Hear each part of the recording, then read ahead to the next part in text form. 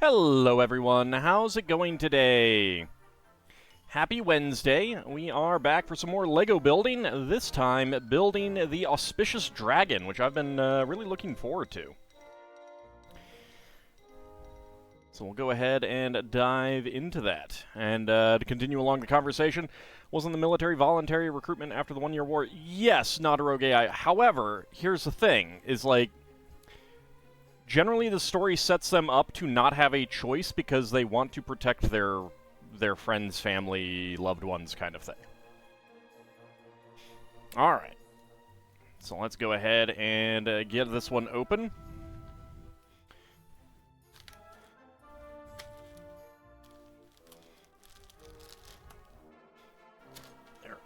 There we go. Howdy, Farron. How's it going? Let's go ahead and get all of the bags poured out here. And that is everything. Oh, you're talking about random nameless mooks. I mean, it's a job. And especially if you're, like, basically all of the antagonists are generally, well, I shouldn't say that, actually. Many of them are kind of set up as resistance movements.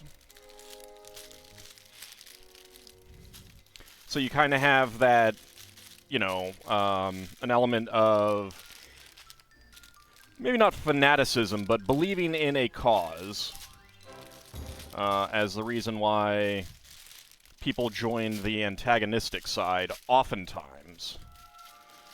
On the protagonist side, with the exception of, I mean, it depends somewhat, but, I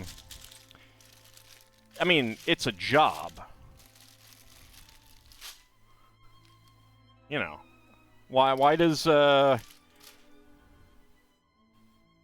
know, why do people sign up for the military today in most countries? Because it's a job.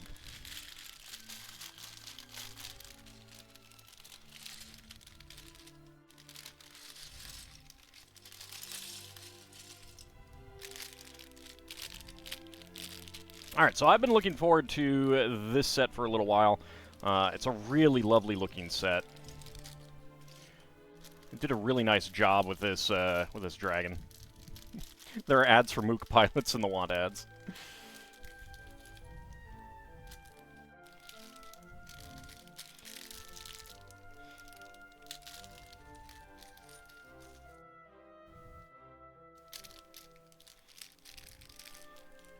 And really, after the one-year war, especially on the Federation side, most of the Federation doesn't get completely embroiled in an all-out war. It's usually just divisions, so there's a pretty good chance that if you join the Federation, you're not actually going to get into a fight. Alright. Auspicious Dragon. The dragon is a magnificent and gorgeous creature which traverses both heaven and earth and embodies thousands of years of Chinese culture. The image of the dragon is engraved deep into the hearts of all. As the incarnation of nobility and majesty, the dragon not only protects and blesses people with peace, it is also a symbol of luck and auspiciousness, bestowing blessings and celebrating a year of harvest. Exactly like me! This completely describes me. It's amazing. You think I might be biased towards the set? Nah, I don't think so. I'm completely unbiased.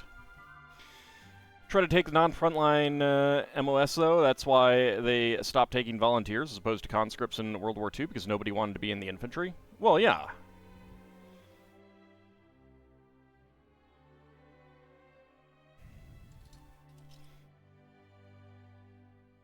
But, I mean, there are probably situations afterwards that caused conscription and stuff like that. Harvest of a Lego store, perhaps? Oh, yes. Oh, yes. I do enjoy a bountiful Lego store harvest. That is pretty fantastic.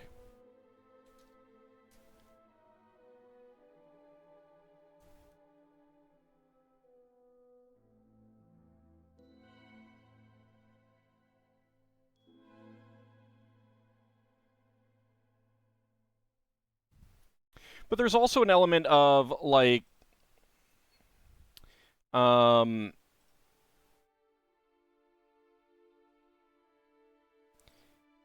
so, like, the Federation is the one that's directly attacked in the One-Year War. Um,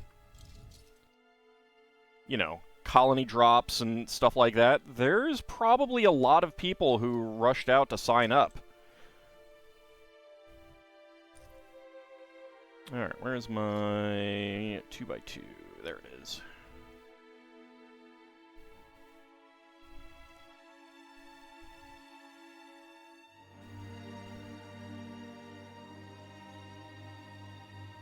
Then during Zeta era, you're mostly looking at, you know, it's a time when there isn't a whole lot of outright conflict, so it oftentimes would be seen as a pretty safe job to do.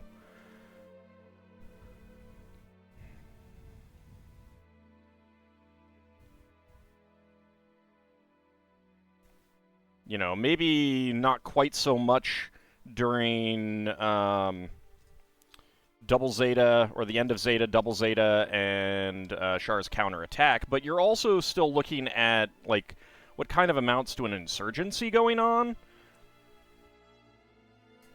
During Char's counterattack, you got more mass drops on Earth. I mean, that's going to cause some, you know, people to sign up to help defend their homes, kind of thing.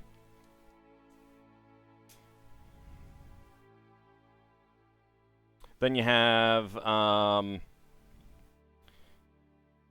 you know, like, most of it is kind of insurgency type stuff, and like, by the time you get to F91, you're actually talking about a fairly small portion of the Federation getting involved in stuff.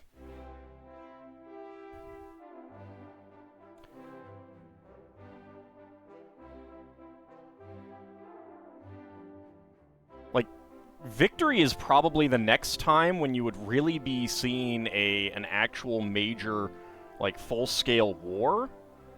And the way that the Zanskar handle it would probably also have led to an increase in recruitment.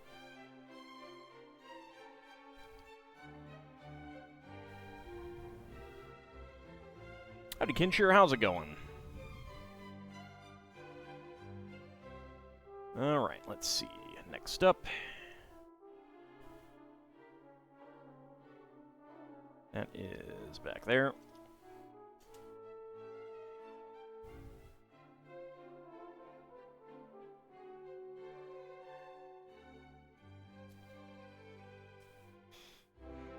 Zanskar and their hilariously inadequate beam rotors.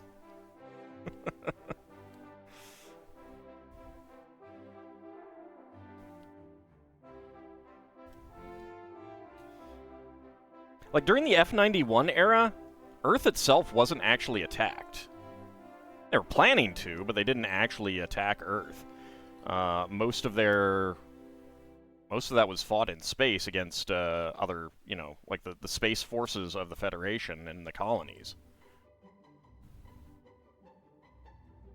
Nasty allergies? I'm sorry to hear that. Hopefully they go away.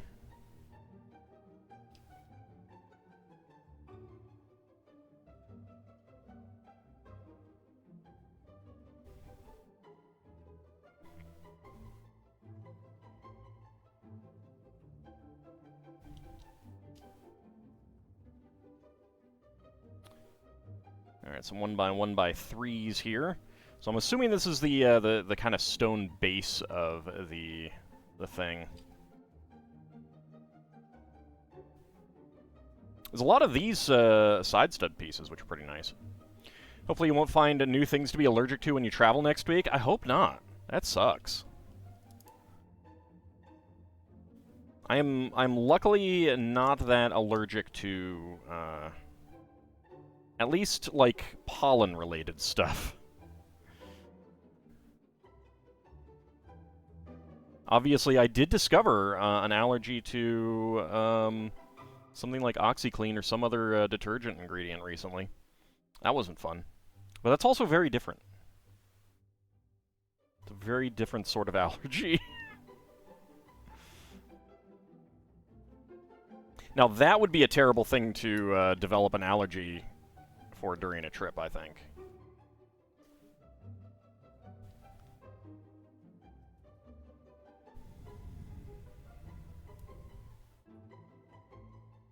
Okay, we got a bright orange curved slope there. And a 1x3 plate. And this goes back here.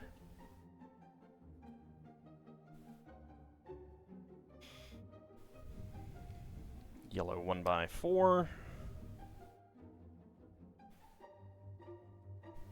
Lots of mixed colors here. Yellow 1x1 with single technic hole.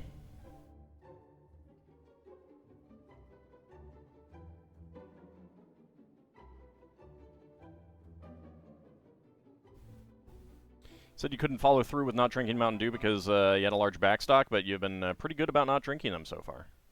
Oh, that's good.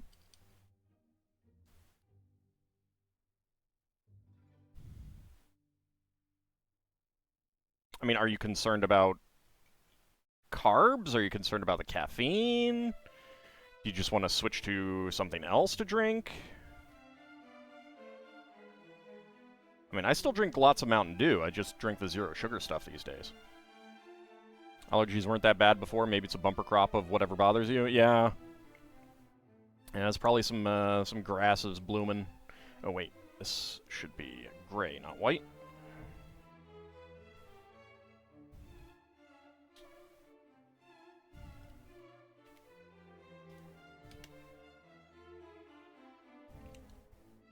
These are not the easiest pieces to remove.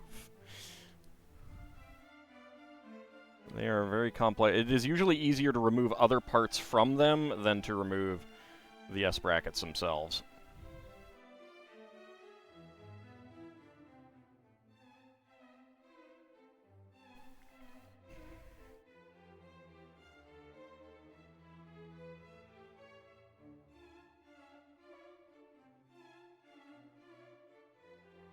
I mean, we are dealing with a lot of climate shifts, and that might mean that some of these plants are getting more prolific around you.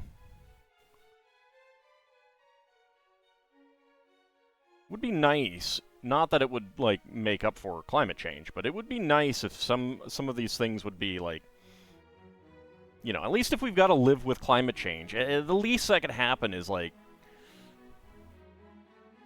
not as bad allergies or something. You were concerned about sugar. You said that you'd stand in solidarity. Then you remembered you have 3 12-packs you have to do something with. I mean, I don't need solidarity. I've got it under control. I appreciate the thought, but you know, I mean, if you're not dealing with issues of carb intake, enjoy what you want to enjoy.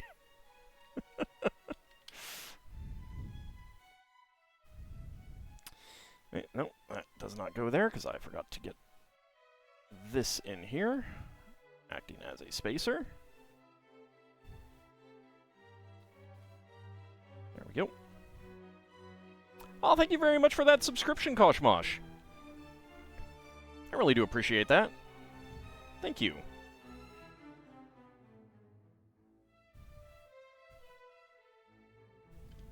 Get some more side studs on there.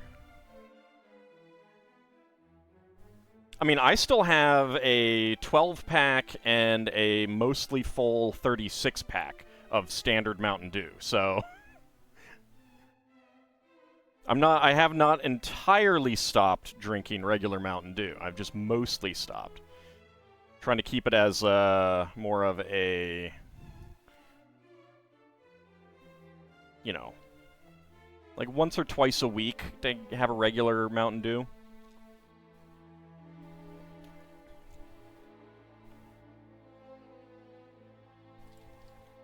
That'll work out pretty well for keeping things in where I need them to be. I mean, I think I mentioned it already, but my numbers are already looking really good. Like, my cholesterol levels, in particular, have just, like, cratered. Just, like, complete collapse. My doctor, I think, was even surprised. Mountain Dew is like Cookie Monster said, a sometimes food. Exactly.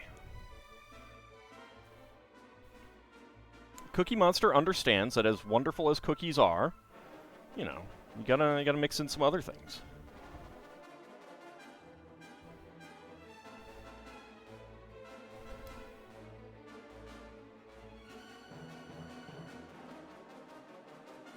Weird that they would go down so fast. So, like, every time I go in, they're always worried about my my blood pressure, and then they take it and they're like, "Oh, never mind." So, I think it's just a thing of, like, I think my body handles some things pretty well. Doesn't handle other things well at all. I got terrible teeth, for example. Boy, do I wish that I had not gotten my my father's teeth.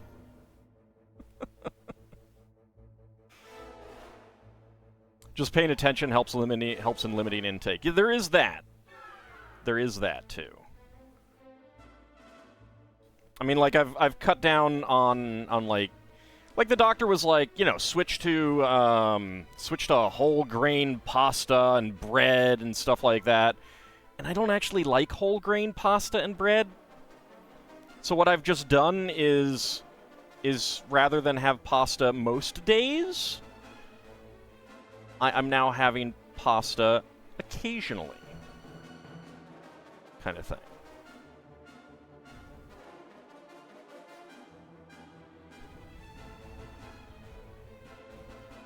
So it's more of a... Oh, I need this one first.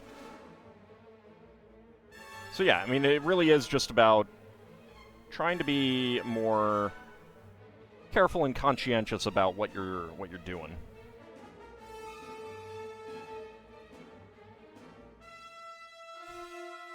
There's some yeast and bread flour you need to use. Guess you could make some bread and freeze it. I do have a lot of flour from some cooking projects left over. I should use that, and I should make some bread. Like, I haven't really limited bread that much. I'm actually probably eating more bread, but I'm limiting other things, too. You were not on the diet plan tonight. Wife had a craving for a breakfast pizza. What is a breakfast pizza? Howdy, Duke Darkwood. How's it going? Get that right on there. This is very colorful. It amuses me.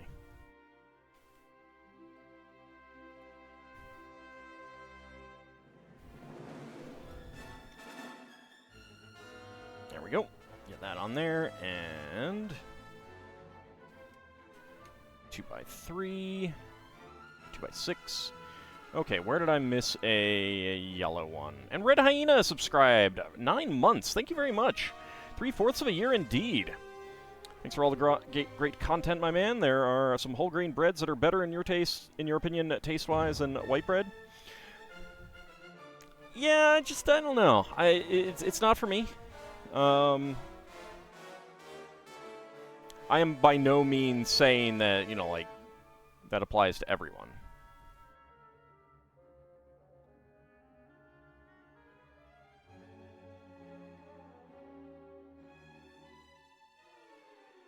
Okay, I think I missed it all the way back here.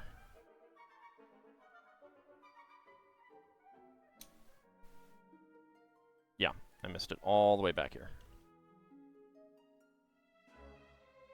Scrambled eggs, bacon, and cheese in a crust. Ah. Interesting. Sounds tasty. And yeah, I mean, that's the thing is, like, if you're just being careful You know, and trying to... I'm not trying to be, like, super-duper strict. But I am trying to, like, pay attention to what I'm doing as opposed to just eat whatever. Now, I ate a whole lot yesterday because I was just super hungry, but... Again, I figure, you know, one day every few weeks, it's not gonna really be a big thing. Alright, so 1x1 plates in light blue, yellow, and gray, dark gray 1x1 tile, gray 1x1 tile slope, and lime green 1x1 cylinder plate as extra pieces. Go ahead and grab bag number 2. You don't have pasta often because it is easier to not make separate meals when planning for a diabetic roommate? Yeah. Yeah, definitely. Having someone who does have dietary needs like that can definitely help.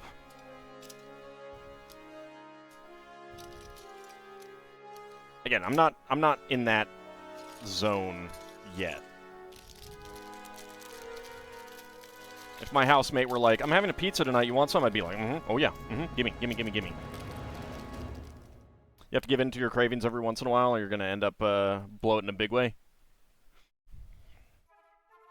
Yeah, I mean, one of the other big changes is that I have just dramatically reduced the amount of snacking that I do, which is tough. I think that's one reason why I ended up eating a lot yesterday.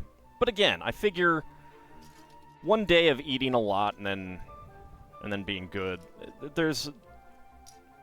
it's not going to be that big of a deal. I'm not in a position where I need to be super strict about my diet. It's just more of a, I need to do this to be a little bit more careful kind of thing.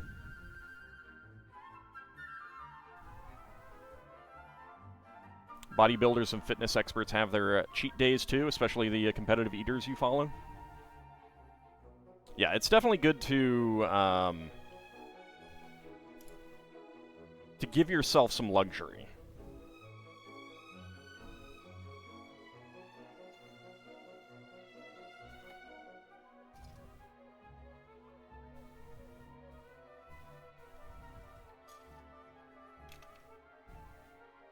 You switched most of your snacking away from stuff like chips and crackers to fruits and veggies, and that's helped you a ton? Yeah, I've tried to go for carrots, and it's okay. I get tired of carrots a lot easier than I get tired of other snacks, unfortunately. Sometimes just finding the right filler food that is not a carb bomb. Yeah.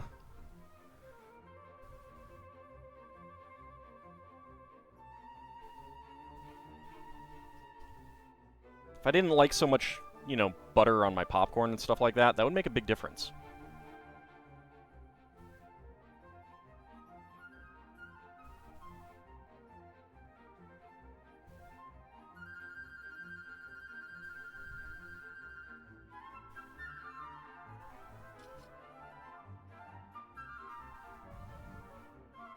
Like, I worked with a guy who put himself on, like, a 1,000 calorie a day diet or something like that to lose weight, and I was like, no, that's not for me.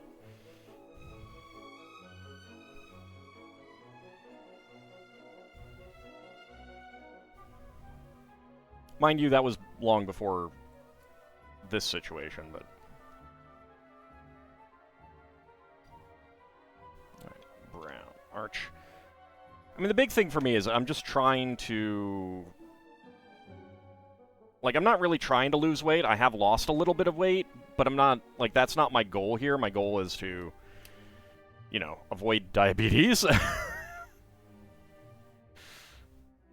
Might have been 1,500. I don't know.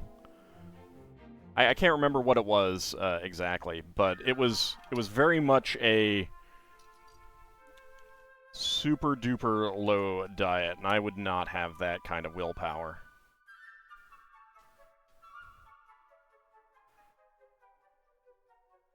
And I don't think it was like the whole week. I think it was just like the weekdays, and then on the weekend he'd eat a little bit more normally, but still.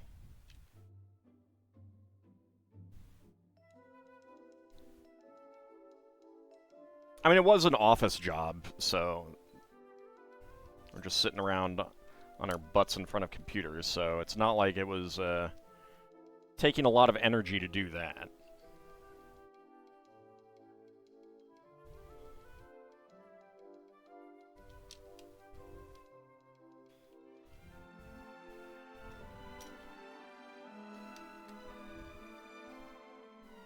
There we go.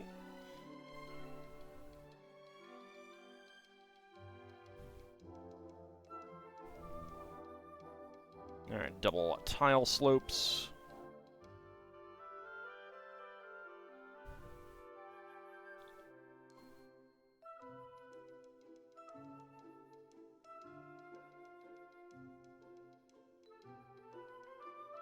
There we go. So these will connect up there. Make a nice slope.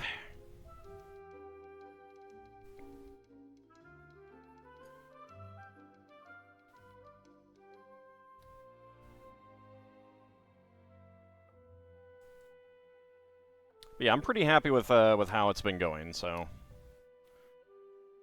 luckily it is going well so far.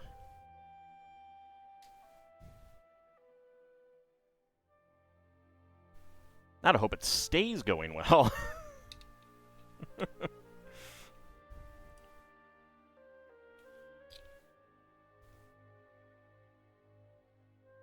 Alright, let's see.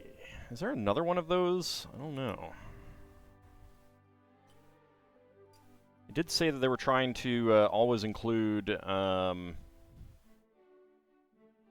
like left and right pieces for that kind of thing.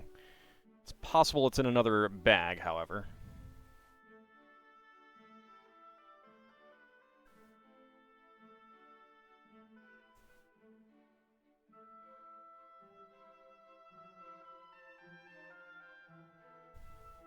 Can't imagine how much exercise or how little daily calories to get away with stuff like eating every cheesecake at the Cheesecake Factory.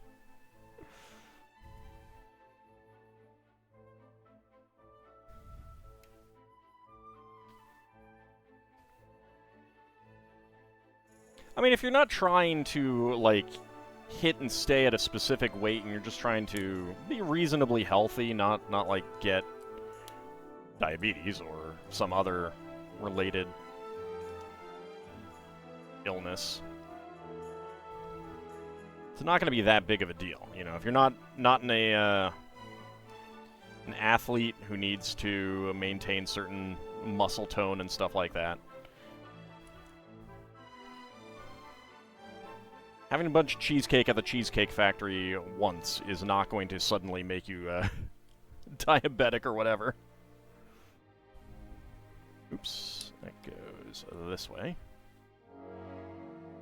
Randomly found this awesome green giant Tuscan-flavored broccoli in the freezer section. You actually love the stuff. So I really do, I mean, I don't like broccoli, I would say, but if broccoli is in a, I have never actually been to the Cheesecake Factory. I don't know how big their cheesecakes are. Like, broccoli with a good sauce, like, it's one of the reasons why I like beef and broccoli at a Chinese restaurant, because with that sauce, the broccoli is very tolerable. I could not eat just, like, steamed broccoli. Yeah, broccoli is good with butter or cheese, too, you know. Some sort of sauce for it, and it is very, very edible. Without it, I'll pass.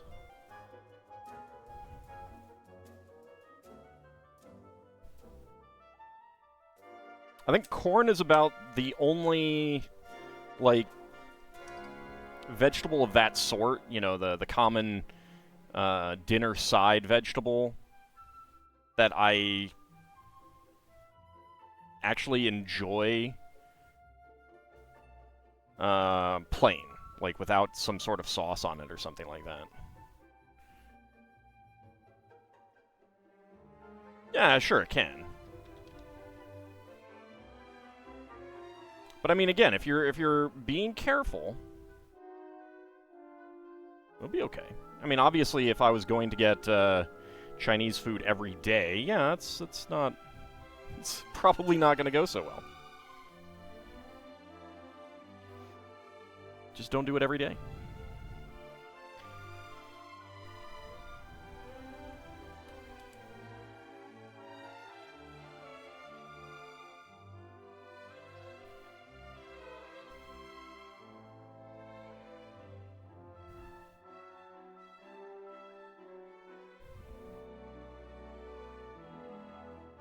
Well, yeah, I'm specifically talking about something like I'm not talking about Chinese food in general. I'm talking about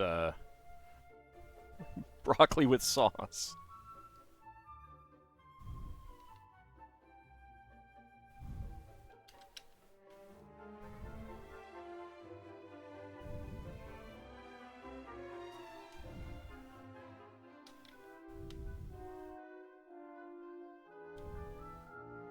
All right, there we go.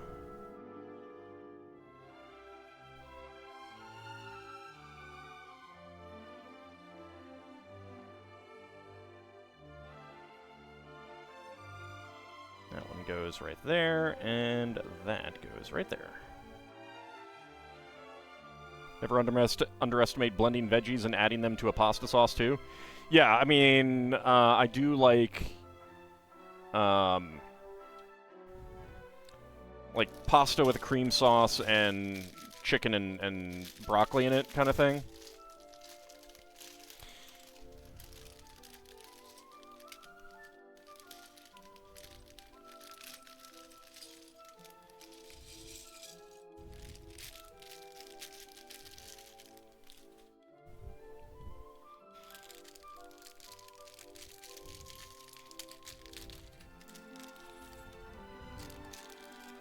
Yeah, for me, it really is a question of whether I'll be able to stick with it continually. I don't know. It's an open question right now. We shall see. Got in the summer catalog today, and on the back, cat. Yes, they had a great tweet where they tweeted out just a bunch of random characters. And then tweeted out a link to the cat sitting on a laptop keyboard. It was adorable.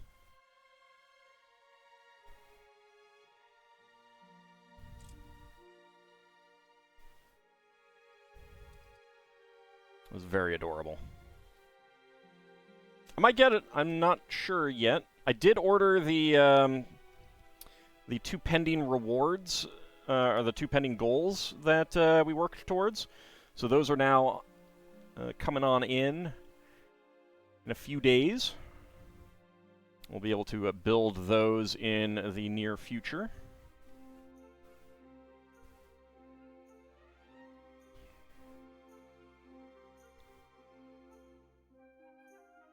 That was the Orient Express and the motorized lighthouse, I should add, because it is double VIP points going on right now for the next few days at LEGO.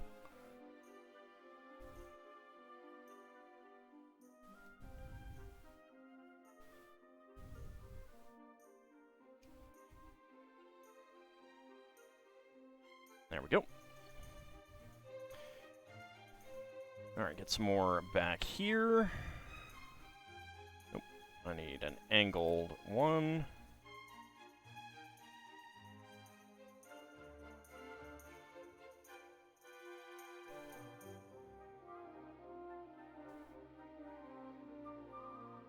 Like half the catalog was space sets. I mean, yeah, they were doing a big push for it. I think it's more the first half of the year. I don't think it's going to be as big for the second half of the year, but we'll see.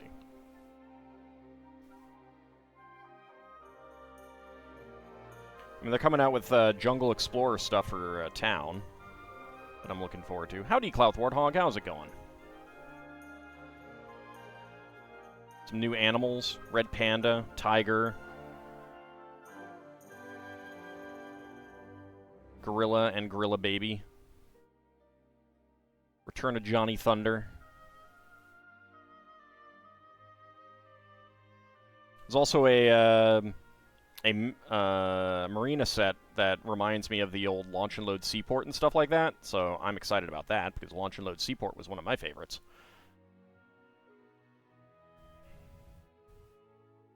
So that is definitely on my radar to get.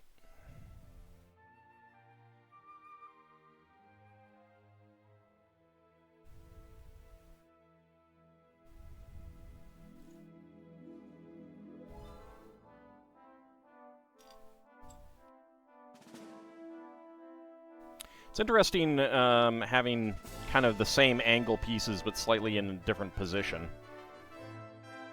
Makes for some interesting texture there.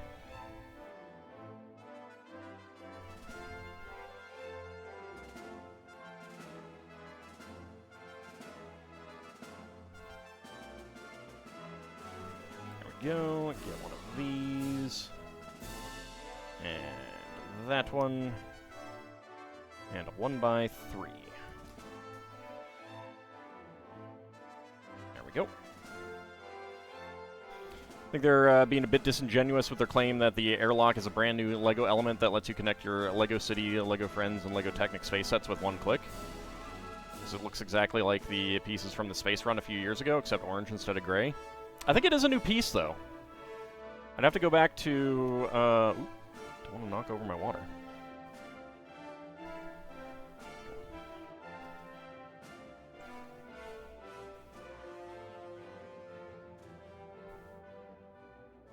I'd have to look at them again more closely, but I think they're new pieces. They might be similar, but just different enough or something like that.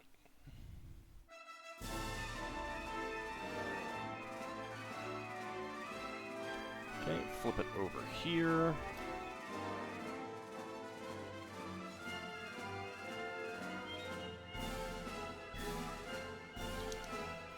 Get a pair of tiles. I mean, it's a pretty cool idea. Especially just, you know, kind of making it clear that you can combine... is there really nothing there? No, there is not. That is just a hollow. You know, making it obvious that you can combine town and friend sets and stuff like that. Bardura's coming along nicely. Started Saturday night, and you're up to 23 out of 40 bags done. Nice.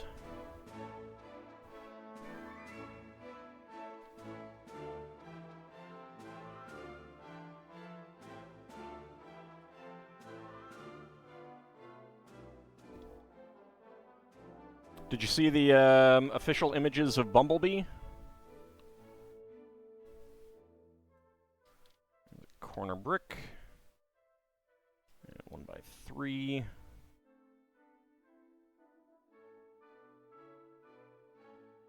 And then another one of these slopes. Not the bees! Not that kind of bee. Different kind of bee. Not a half a bee either.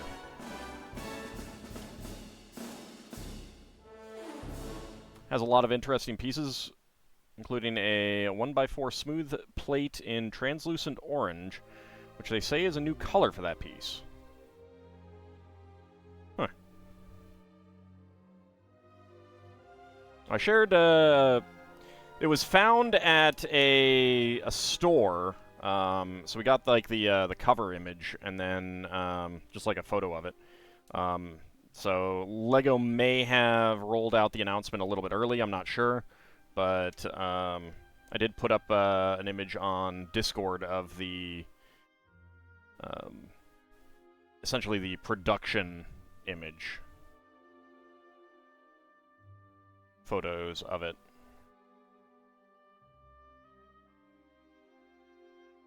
They have a lot of it to represent lava. So standard 1x4 tile in trans orange, or is it a... like standard trans orange, or is it a different color? Not that one, I want this one.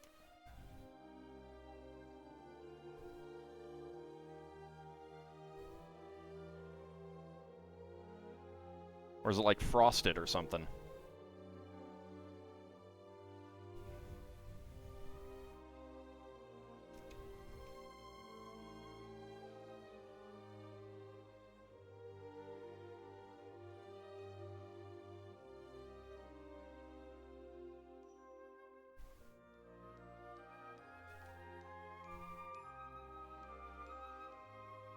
Okay, so that's that. Now we get some regular orange here.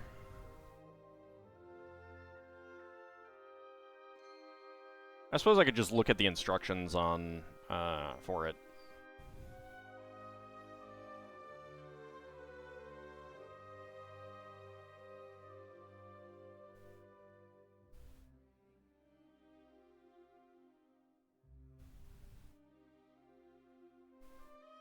Standard shape, and it's the same trans orange as exists, but I guess it's first time. Yeah, probably.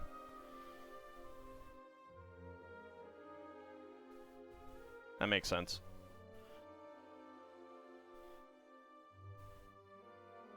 I mean, I do like trans orange and pieces like that, so...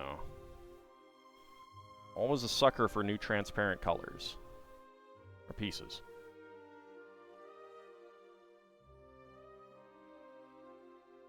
It is kind of funny how they'll put in a little note, like, this is the first time this part has been in this color, and it's like, I mean, you can kind of say that with a lot of pieces every year.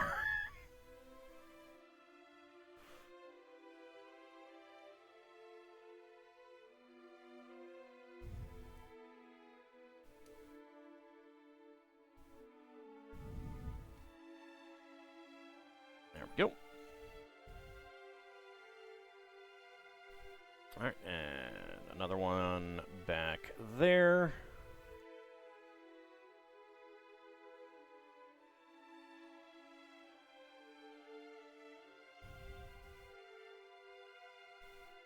There are a lot of things that can get me to buy a set, and transparent color pieces are one of them.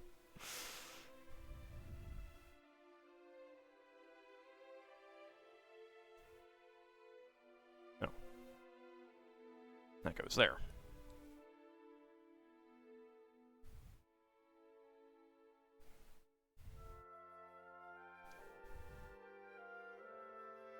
Alright, there we go. Get that on there.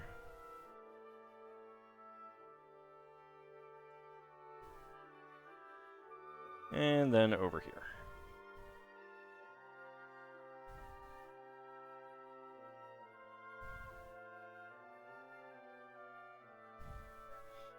And that goes right there. Alright, so we got some nice bright orange and regular orange.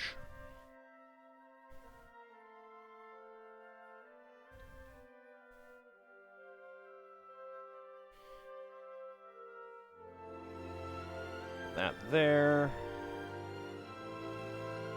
Get that right there.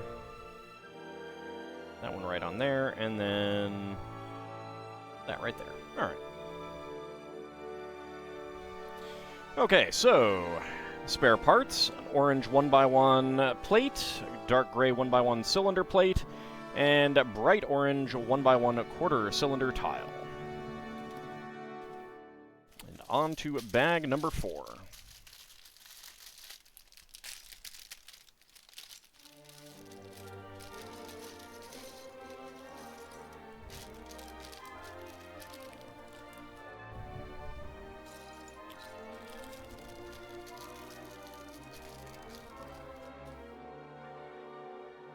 Some nice trans light blue 1x1 plates. Quite a few of them, actually.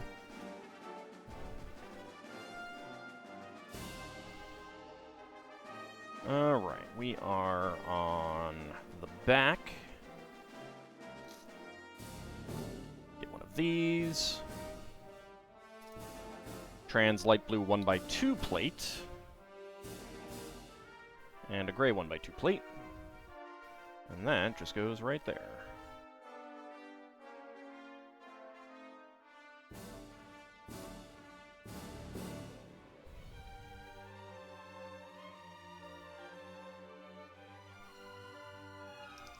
Alright, we're working on more of the base here.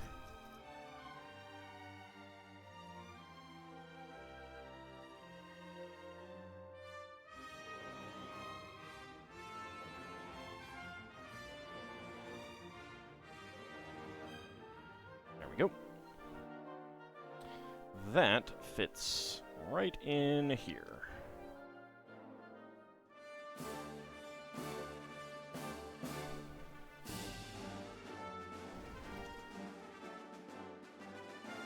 So this is basically the sky. Although I suppose it... No, it probably wouldn't be the ocean. Could be. I assumed it was the sky, but now I'm kind of wondering.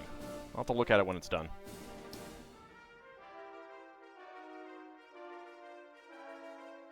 Says there are 63 of it in the set. That's pretty nice.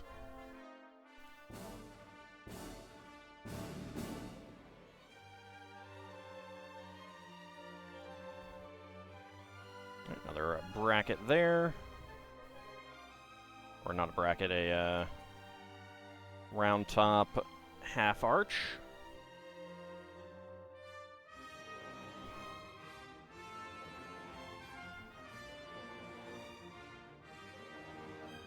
Manual has an info tidbit, a new piece on page 12, if you look it up later.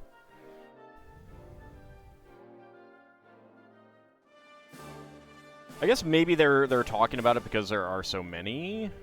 I did this wrong. That needs to go there. And that needs to go back one more. There we go. And then we get that half arch. So we get a nice smooth curve, at least until this little hook right there.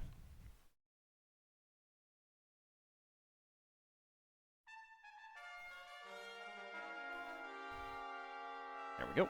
And that will... I did miss that right there.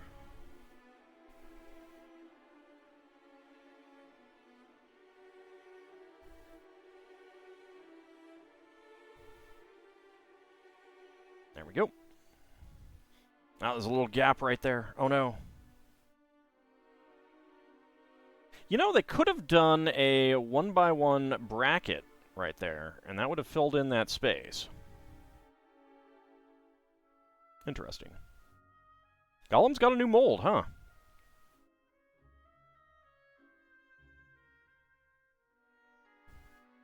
I think there was some speculation that it might have a new mold. Kind of surprised at that.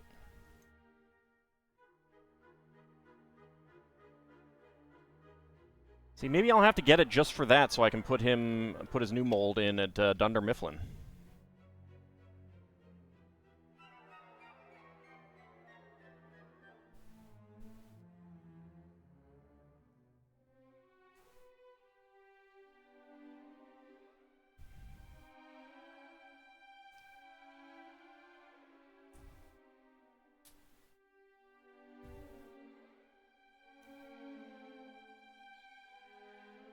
Does Sauron match his appearance in the artwork in Rivendell?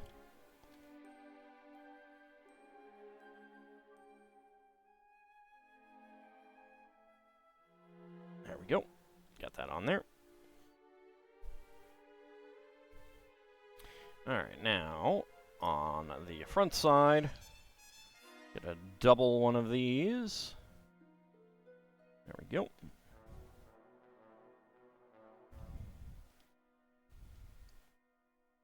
Not trying to make me spend $460, just things you noticed about it so far. Don't worry. If I do decide to go for it, it would be a... you know, they could have put another bracket there, too. There and there. Oh well. Howdy, Bahamut. How's it going? But yeah, I mean, it would be a goal thing if I decided to go for it.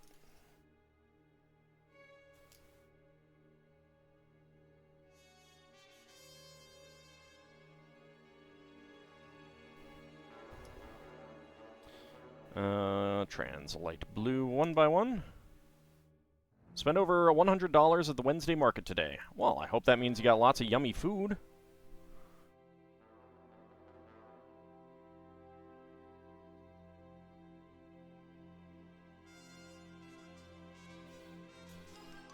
My sister used to sell stuff at a local market like that, a farmer's market near here.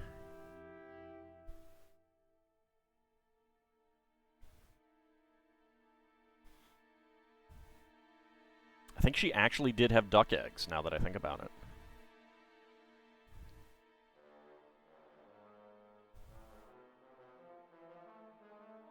Got 6 booster packs. Oh, yeah, alright.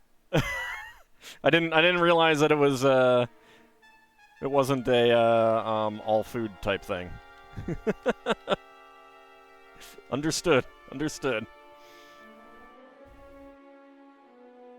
Have you opened them already? Did you get the things that you wanted?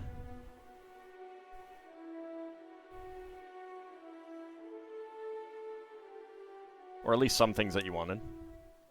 It's mostly non-edible stuff. I mean, that just means you haven't tried.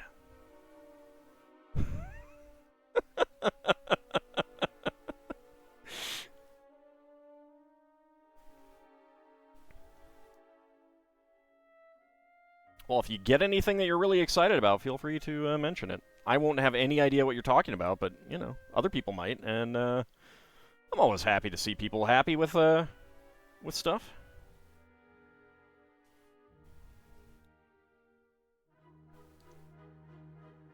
I do like the use of these Unikitty tail pieces as decorations.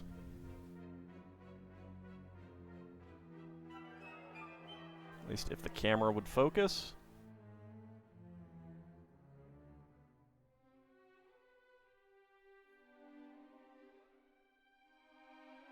Camera.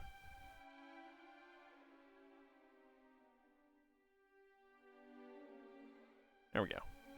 So yeah, I really like that they got a nice curl and curve to them and everything like that. Just checked your Rivendell set, couldn't find any depictions of Gollum. Oh, no, I meant Sauron. Not Gollum.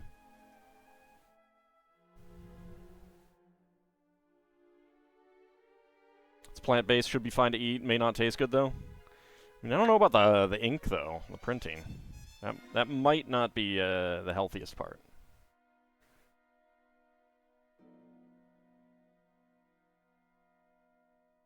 Picked up more jams and jellies to replace the ones you lost last week.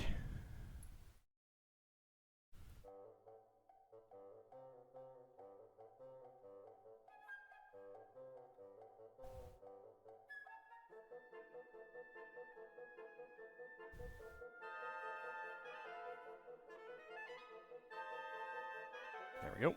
Repurposing elements is the essence of LEGO. That is true, yeah. I just mean, like, you know, it was a fun piece that has gotten a lot of use, and I do like that. And it's I mean, it's a good-looking piece. It's an interesting piece.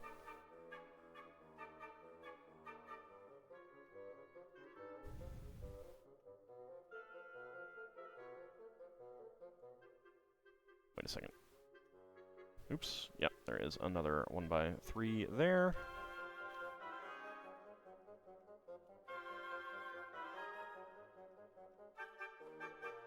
There we go.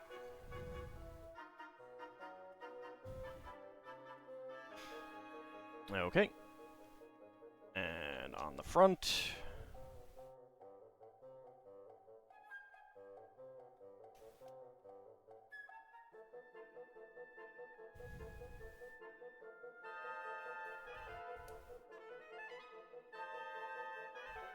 Let's see, that is all the way back, yeah.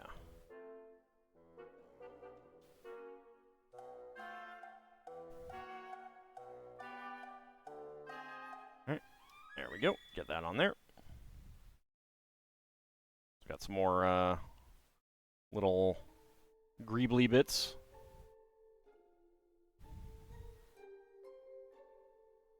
Alright. Now for what appears to be the first of the claws.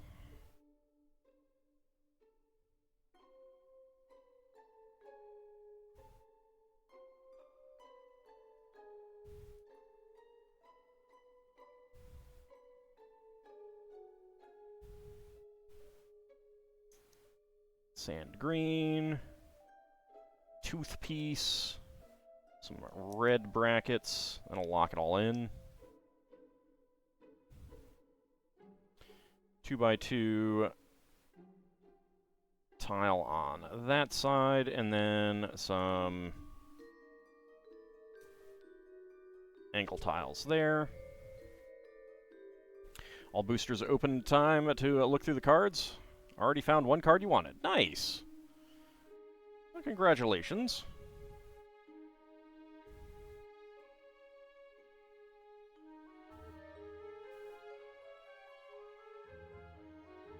There we go. Get that on there. And then we get the claws on. See, Johnny fells the Godsire. I do know how much you like a Johnny. You had to refresh. Sitting here watching it, going, man, Ald's being quiet now. The player decided to mute itself when you refreshed. Oh. Yeah, it does do that sometimes. Alright. So, claw clips on there.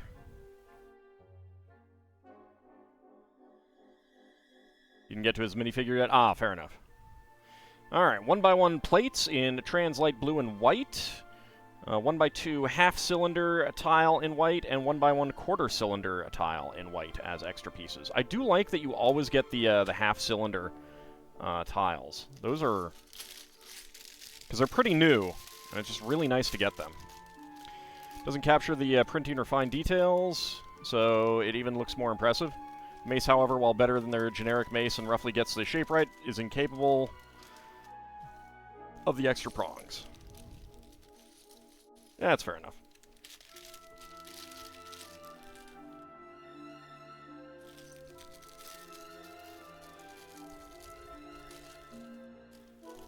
I think you, your autocorrect might have had a little fun there, Klongo.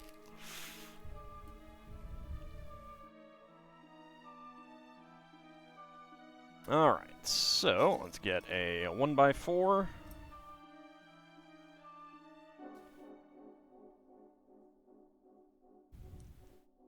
Get a bracket.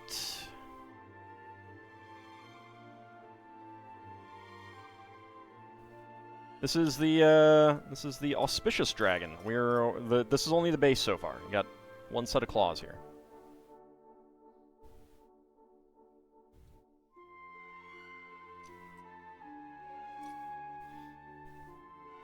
Ah, there is the half arch.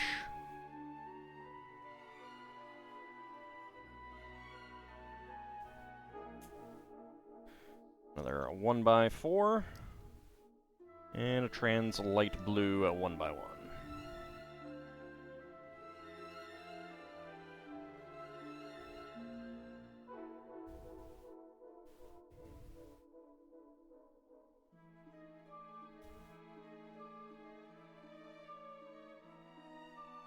Alright, we've got another 1x2 with clip. Well, that's the first of that piece.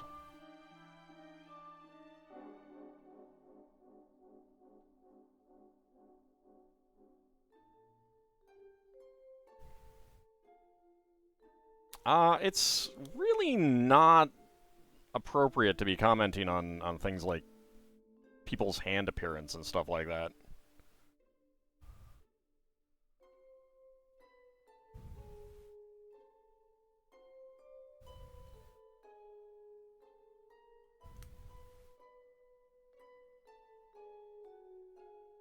Alright, white, inverted arch there. Get a 1x1 quarter cylinder tile there. Well, you're not right, actually. That's one of the reasons why it's not appropriate.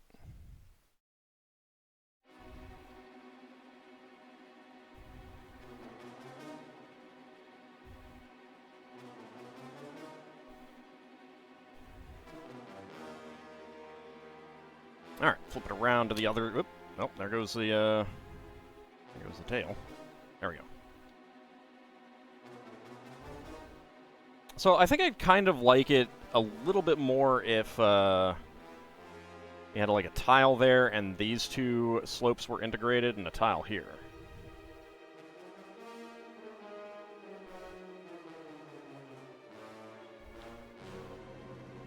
Exactly.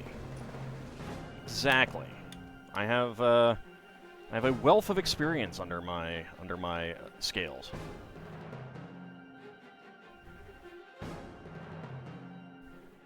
Okay, pair of 2x2 cylinder plates.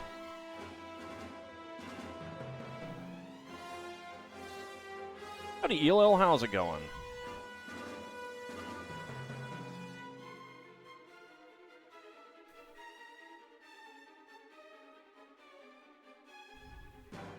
Look through all the cards, only one card you wanted, and a Planeswalker you didn't want, but you'll take it.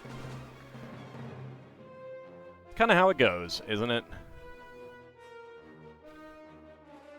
I remember that being kind of how it went for me back when I was buying Magic cards. Then again, I didn't really know what was coming out until I got them, so. Stressful work day, but nothing bad. Well, I'm glad there was nothing bad. And at least the work day is over. I hope. Good time to relax. Some Lego building in. Or Lego build watching in.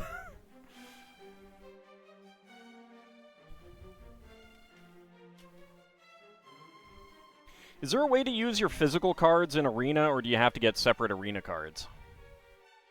Ooh, 2 more hours. Ah. Well, hopefully it'll be smooth and easy.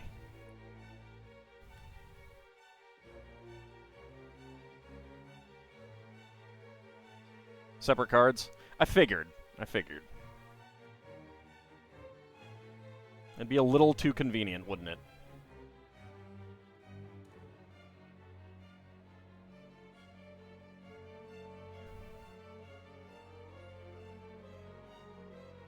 Alright, Koshmosh, thank you very much. Thanks for the subscription, and have a good rest.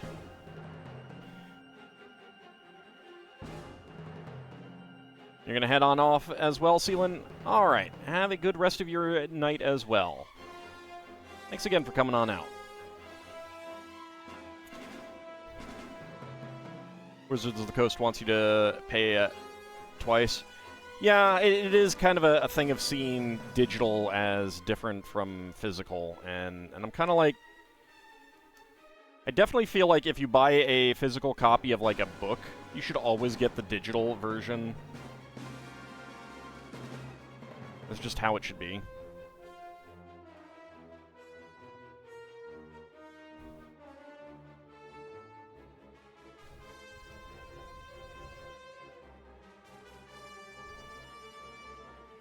Wait a second.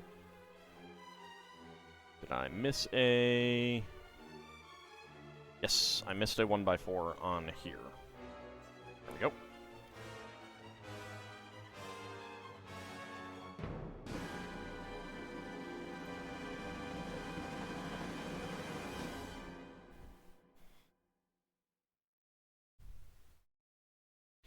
Alright, 1x6, another side clip. And there we go. I imagine you could do that with Desktop Simulator, too. Arena is doing a new thing, and if you do certain things, you get tickets along with coins that you can use the tickets to buy certain things in the shop. Does that mean certain cards, or something else?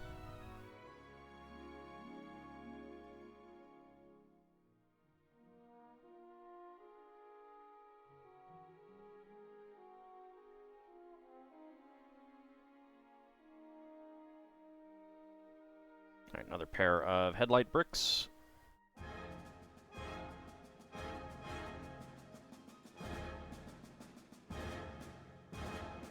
And a pair of trans light blue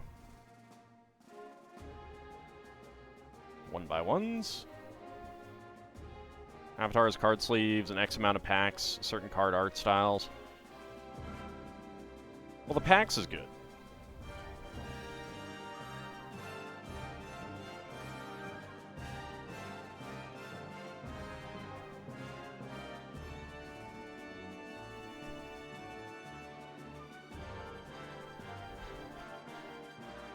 we go. I do really like the look of this. This could be a pretty cool, like, not sure if that is going to be too... Yeah, it looks like that's about, maybe not quite 2 plates. So you could do something like this if you wanted some interesting architectural detail. Like have this go up to the top of a building.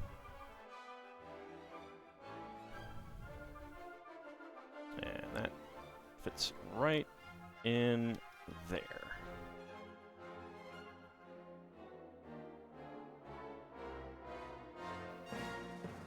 What you want is the avatars and card sleeves? That's fair.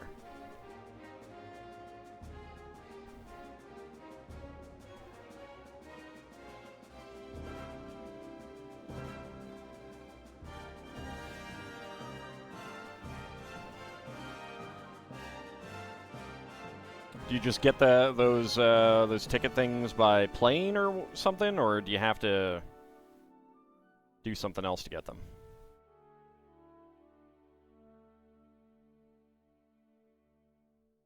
Oh, we actually want to make 2 of these.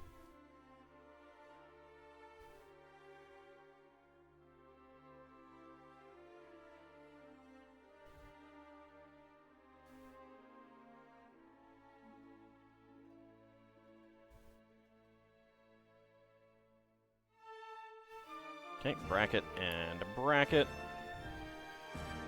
1x2 with 2 Technic pins. There we go.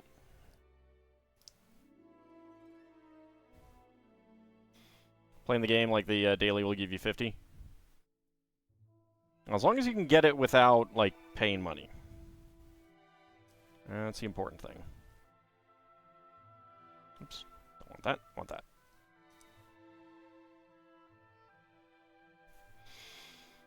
Okay, 2x2 tile.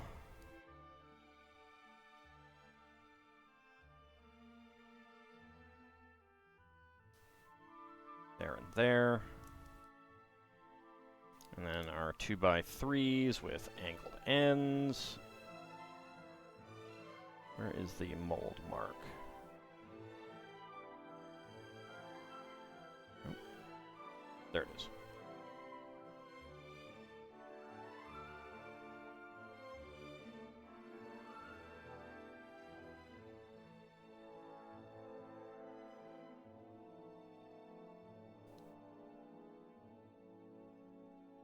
There we go. And get that right in there.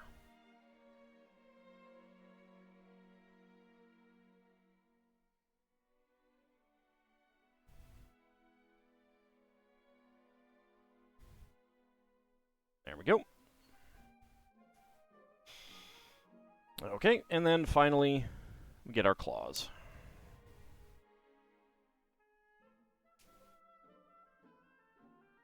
Well, every 3 months rather than every month is a lot better. Could be a lot worse.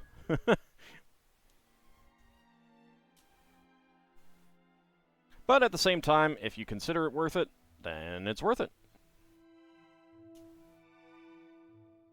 Nothing wrong with different people having different views on what's worth it.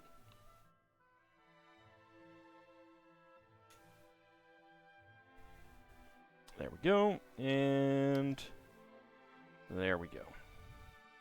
All right, so we got the claws on. Okay, bag number 6.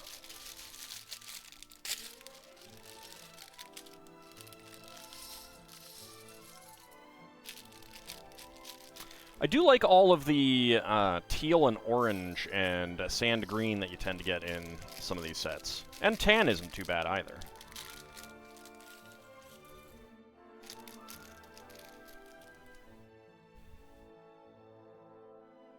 We have a nice scale print pattern on these. It's pretty cool.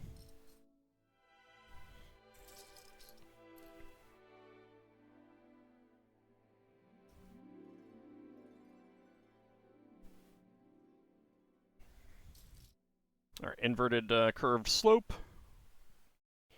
And a red bracket. That and that. 2x3.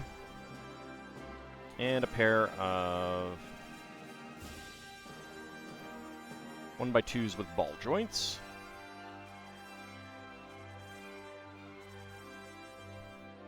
It's worth the 50 every 3 months. It gives you things for it. So yeah, you'd rather have full access to the mastery.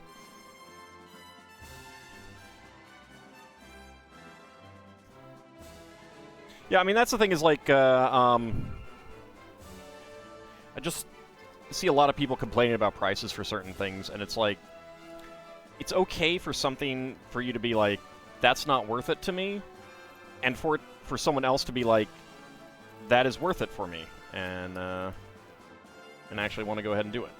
I mean, obviously there are things that are, you know, that you can say are objectively overpriced and stuff like that, but you know, if you're enjoying that service, I'm certainly not one to say otherwise. I don't know what you get for it.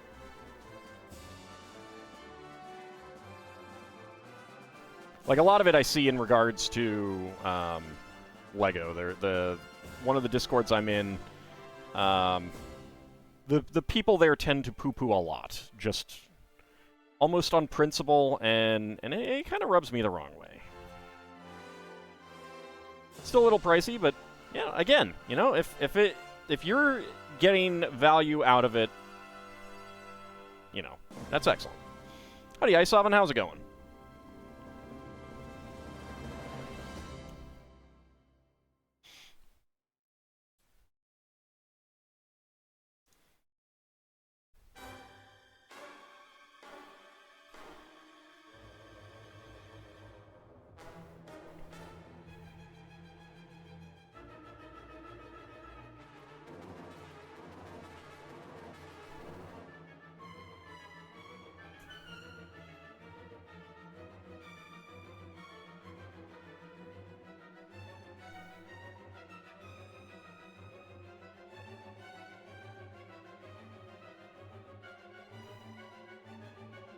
Listening to someone where someone was like, do a cost to stress ratio thing. If it saves you time or reduces stress, then it's worth the cost. Yeah, well, I mean, that certainly works for some things. I don't know if that kind of calculation would apply to something like what you're talking about, but I also don't really know what it does exactly, so I couldn't say for sure. But yeah, I mean, that is also a good, you know, a good thing to think about. Like, you can think about it that in particular in terms of, like, you know, is it worth it to hire someone to mow your lawn? Well, if you absolutely hate mowing your lawn, then yeah, it probably is going to be worth it. Whereas someone else who's like, no, that's not worth it, probably doesn't consider it worth it because they don't hate mowing the lawn. They may not like it. They may, you know, there's a lot of different ways that could go for someone else, but, you know, chances are they don't hate it. Whereas another person who does, you know, it gets to be worthwhile. You can exchange out the stress time for enjoyment. Exactly. Exactly.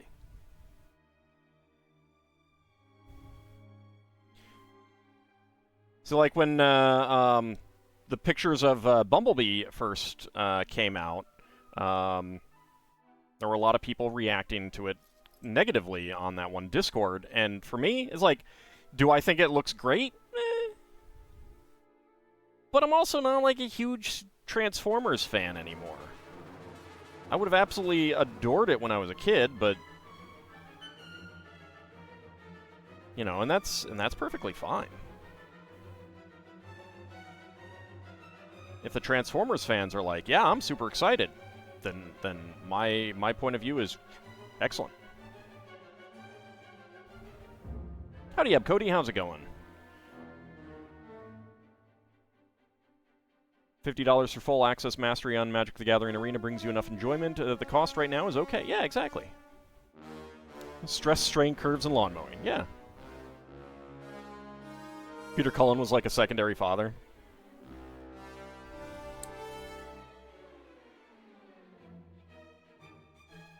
He was pretty great as Optimus Prime, wasn't he?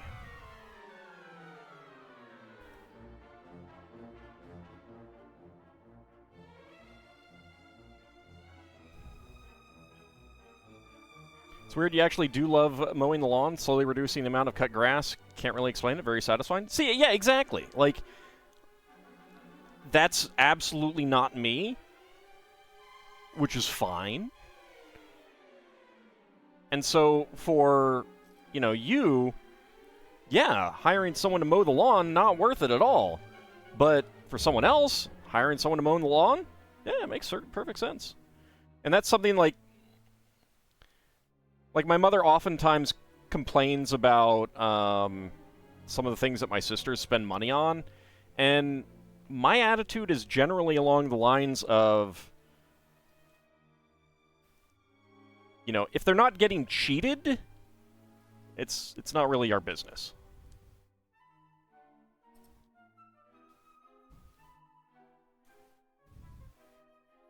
And she's gotten better, luckily. Peter hated when Bay made him say, "I'll kill them all." Yeah, I know. That was, I don't blame him at all. If it makes you happy, yeah. Love buying things that make me happy, like Lego.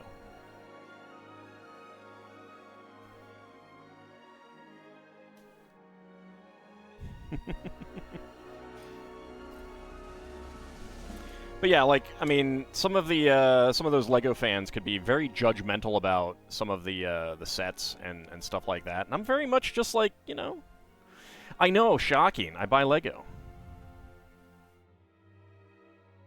I think the person who talked about the cost of stress enjoyment used Thanksgiving and outsourcing the costs to getting maids to clean and paying for catering because their logic was saves time and stress. And the amount they paid for the catering was the same they'd spend for food anyway. Yeah, I mean, in a situation like that, I could see, if some of the people involved would rather have a homemade meal kind of thing, then, that could be entered into it too. But at the same time, if nobody really cares, if it's just about getting together and having family and having good food, whether it's someone made it or not, yeah, whatever.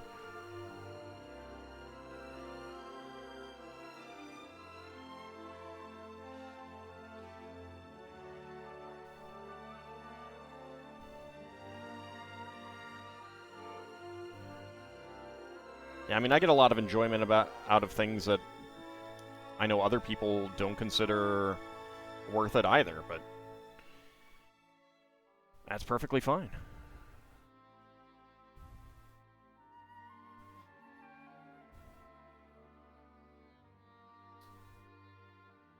And the same thing goes for, hobbies. It's like, is someone else's given hobby something that I would enjoy? No, but I'm happy for you that you do, kind of thing, That's fantastic. And everyone needs to have hobbies and actually needs to have time that they spend on things. Strangely, again, you love making Thanksgiving dinner. You think it helps that you make it really good? Yeah, see? I mean, my mother has done Thanksgiving for many, many years, and she's wanting to cut down on it now. But, and that's fantastic, I think, because she's, it's also kind of a bit of trying to get other people to do all that work. I mean, I think that she does enjoy it to a degree, but also it's a lot of work. Oops, that goes this way.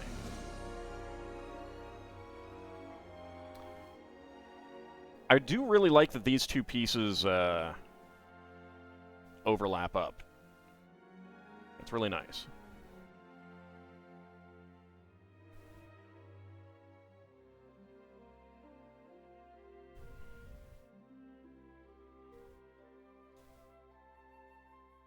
There's definitely something to be said for when you get tired of something, working to get it shifted over to other people. Like, she's been in a local garden club for decades, like, since I was a baby, if not before that.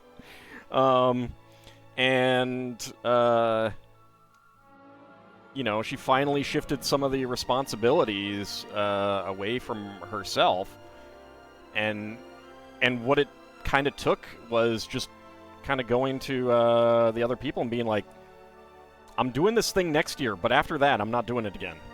Because I've been doing it forever. I'm getting older. I need to stop.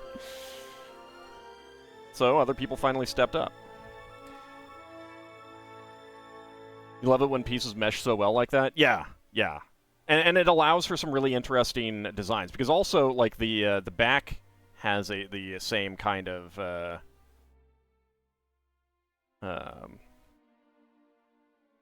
angles too, even though you can barely see it on the 2x2 piece. All right, come on, camera, focus. Like, it's just this little tiny triangle of slope, but it does match up.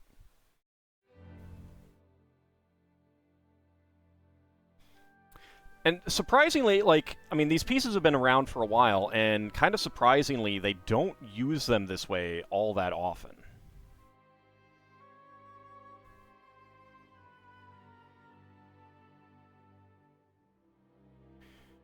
Do you agree that everyone should have a hobby? Hobbies are great, like you and collecting Magic cards? Yeah, exactly.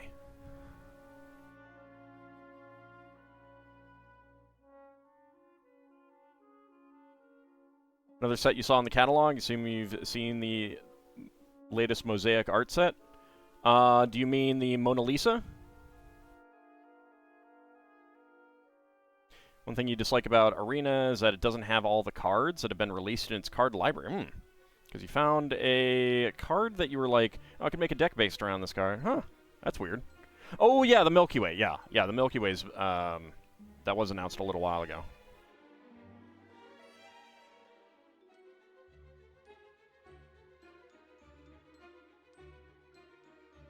I had kind of forgotten about that one. There's a lot of things out, and I don't remember them all.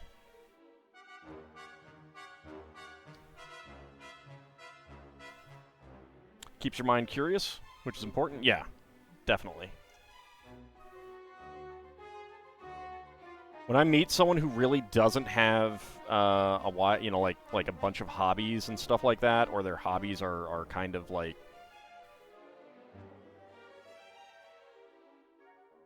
oh, my kids are my hobby kind of thing. That to me is like kind of questionable. Like, you gotta do things for you.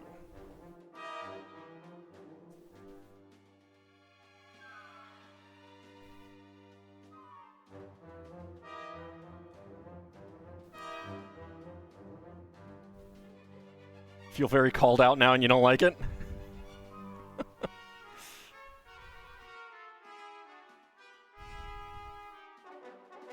What, not a rogue AI? Your hobbies are your kids?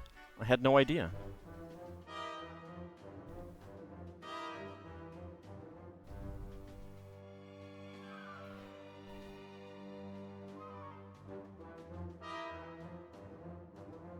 What counts as a few? I mean,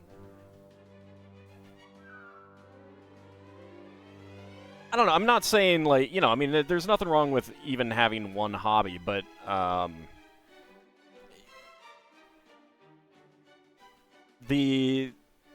oftentimes if someone has one hobby, it tends to be either something that has, like, a lot of variance to it, or, you know, a lot of kind of moving parts to the hobby.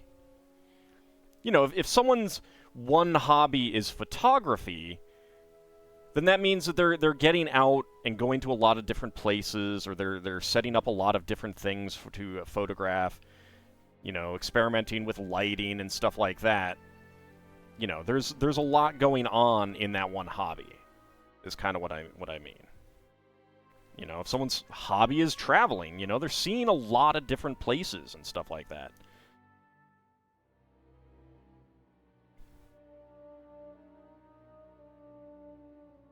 know, so if someone's one hobby is reading a lot of books, same kind of thing. That's just kind of what I'm getting at.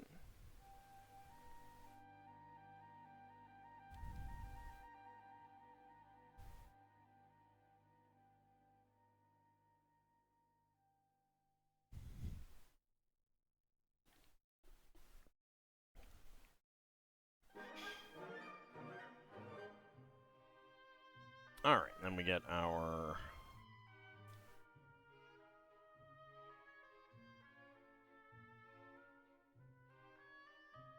Okay, I'm not sure exactly where this one goes. Does it go there?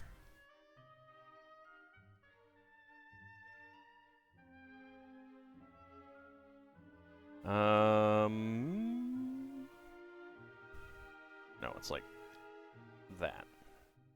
Okay.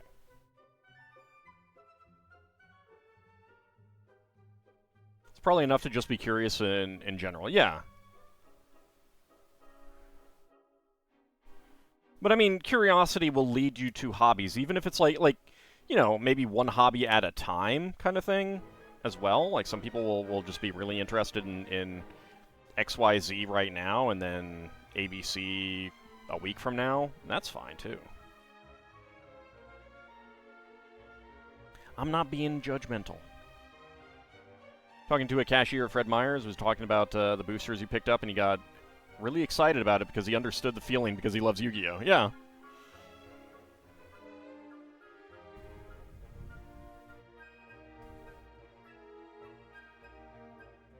Yeah, it's nice when people, like, can understand your specific hobby because of a similar hobby or something like that. Like, I've had people be, you know, like, tell me about their hobbies that I'm not personally interested in terms of, like, doing it myself, but because they are excited about it, you know, that is interesting. You know, I love hearing from people who are, you know, interested in a hobby, even if I'm not, like, into it myself. But their excitement is one of the things that I find interesting and engaging. Wonder where we'd be in the world where Wizards didn't buy TSR. They kept making Spellfire cards. They probably wouldn't keep making Spellfire cards. I don't know that it was that profitable. For one thing, Random House would own TSR.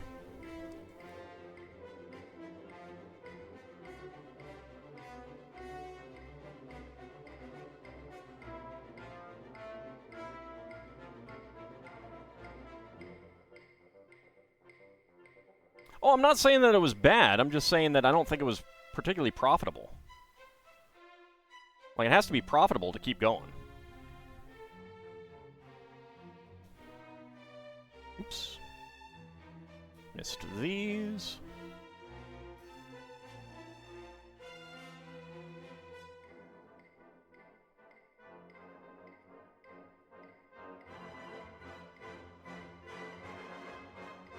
I mean, I am curious where we'd be if Hasbro hadn't bought Wizards of the Coast. That, to me, is a little bit more interesting.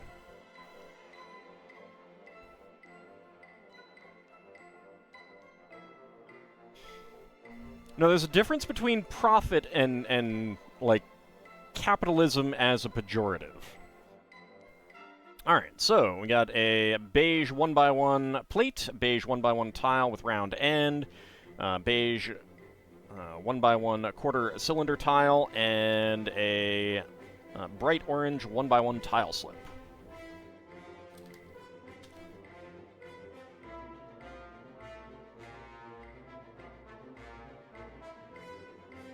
Alright, bag number 7.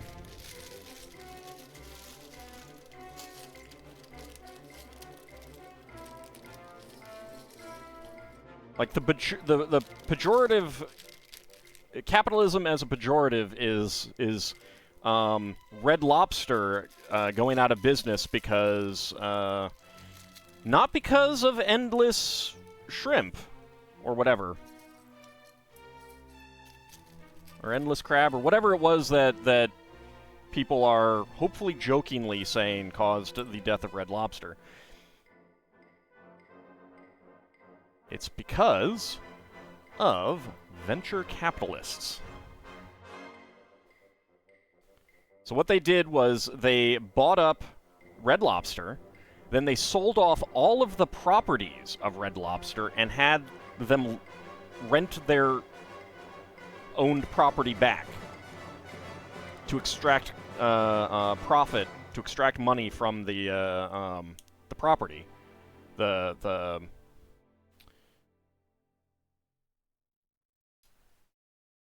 you know, the value from the company, and then let it collapse and go under. It's a good way of doing things where you look after your employees, and a bad way of for pure profit at the cost of anything else. Yes, and venture capitalists are terrible. Absolutely terrible.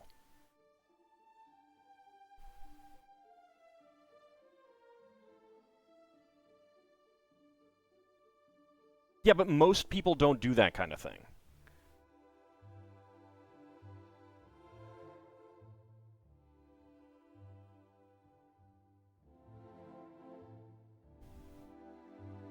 Like, it really is venture capitalists extracting the value of the company and essentially giving it to themselves and destroying the company. That is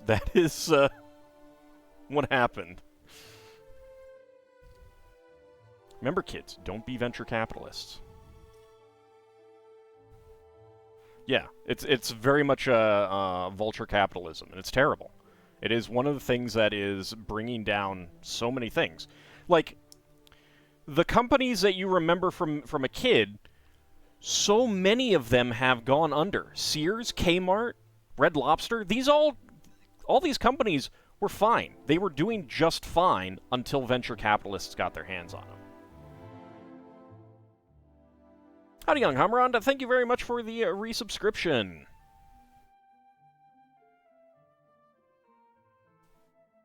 I do appreciate that. Just say no to venture capitalism. Yeah, Toys R Us as well.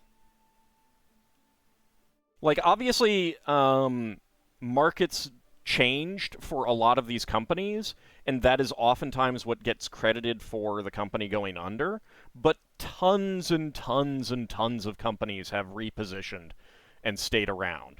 Tons of companies have done so. And many of those companies, you know, maybe they wouldn't. It is always an impossible thing to say, you know, whether they would have been able to deal with the changing market. But the simple fact of the matter is that that's not what did them in. Toys R Us was depressing for you? Yeah, same here. You had some good memories of that store. Right. I have some bad memories of that store too, like working there, but that was not a good time for me. But like going as a kid and just seeing like all the toys and wandering around the aisles and having a temper tantrum because my parents wouldn't buy me a set. Yeah. Oh, good memories. Good memories.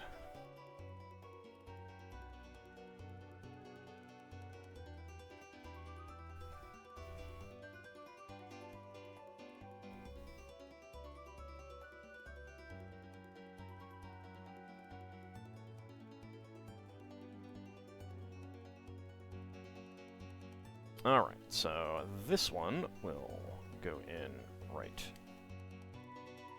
there. Okay. Just a little wiggle, not too much. You don't think you had a tantrum in Toys R Us? Well, that's because you weren't into Lego like I was.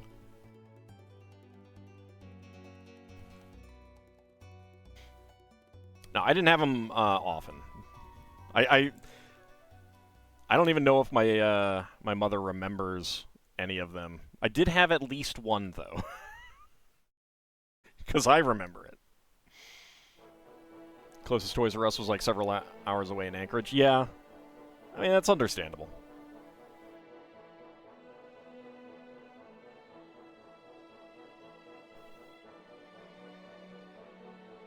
That 1x2 claw piece, Morton Cooper Jr.'s build has those on his feet, so he can't stand completely on studs. Oh, yeah, the tooth element.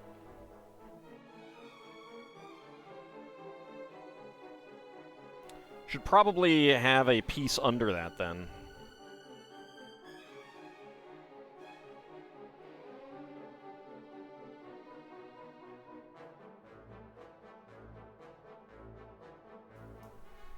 I think you had one temper tantrum and your mom put her foot down and dealt with it because she wasn't going to tolerate things like that. Oh, I mean, I did not get my way.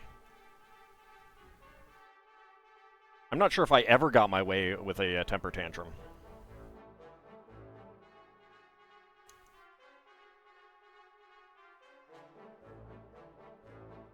But I didn't have too many. But most kids have them.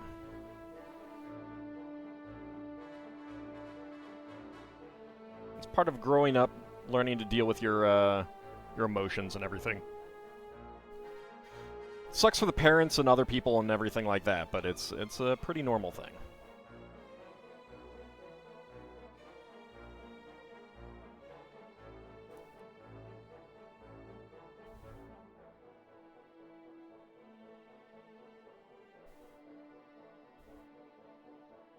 I was in a store, she was like, okay, fine, took you home and let you calm down, went back to the store afterwards.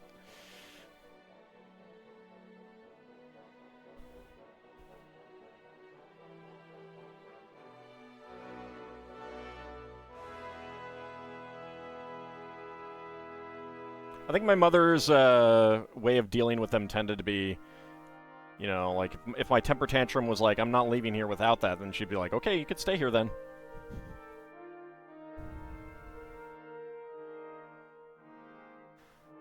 It was great at the start, but eventually you were just getting the ones with Koopalings. That's fine.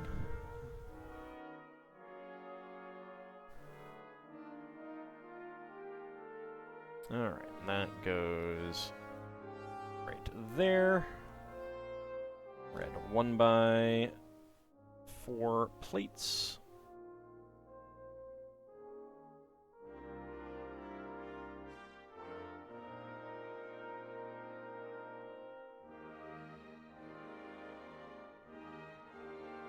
Well, yeah, well, part of that is also, like, understanding that when a threat from a kid is not something that they're going to follow through with.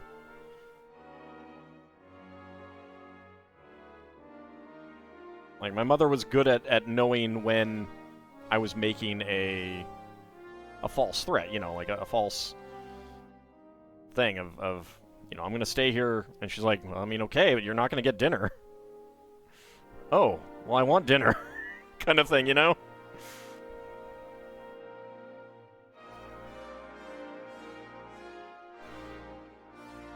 Like, pointing out the little things that you as a very young child have not thought of as a consequence of your statement. Every single KB around here was just, like, a war zone in terms of, like, keeping stuff organized on the shelves.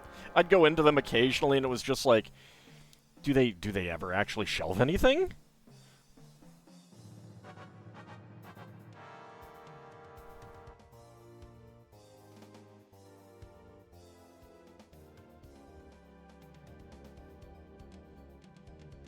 There we go. Alright, now,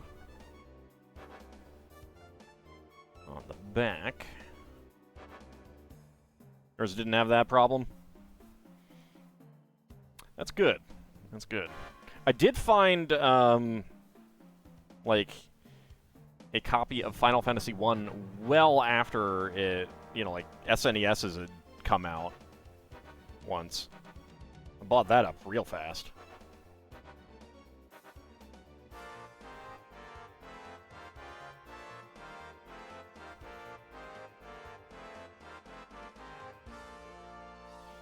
so we need 4 of these. So that's 1.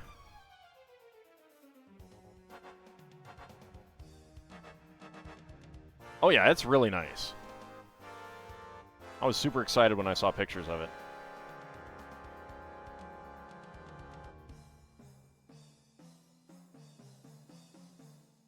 One thing she noticed was people talking about how mature and reading literate you were, because apparently you had good reading comprehension.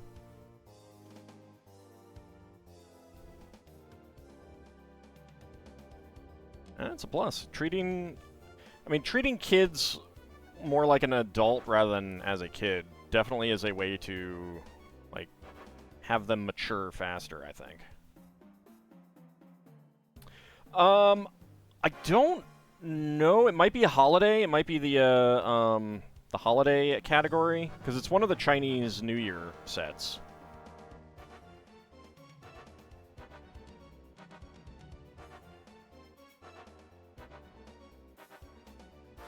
The 80... what is it? 80112.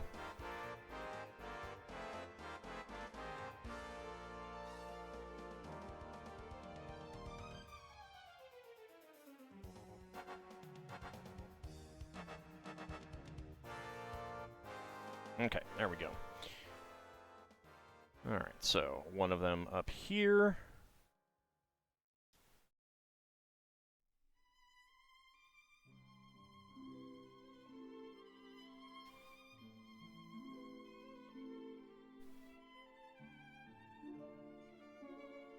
Yeah, there's not one on that one.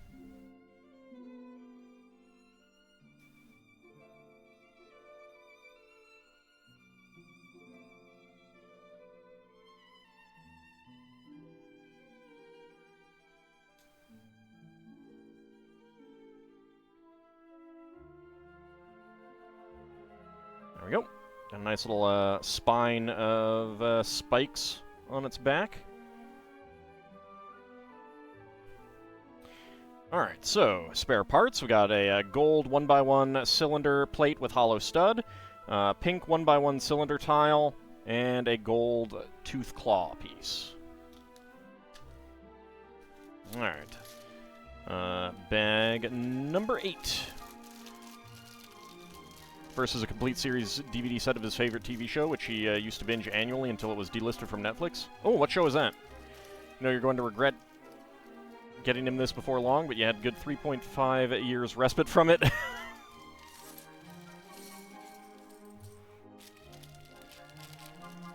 Yeah, I really hate it when like a streaming service will delist a kind of a comfort food show. Oh, The Office. Got it. Does he have the Office Lego set? That's a good set. It's a really good set. I'm not sure if you were here when I was building that.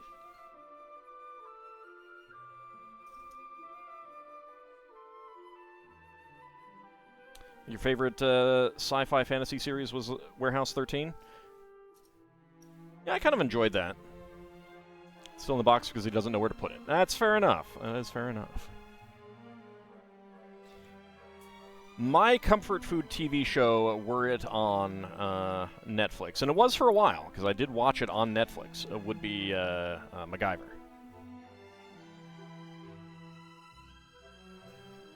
Second one would be Due South. If those shows were on Netflix right now, I would probably be watching that in my spare time.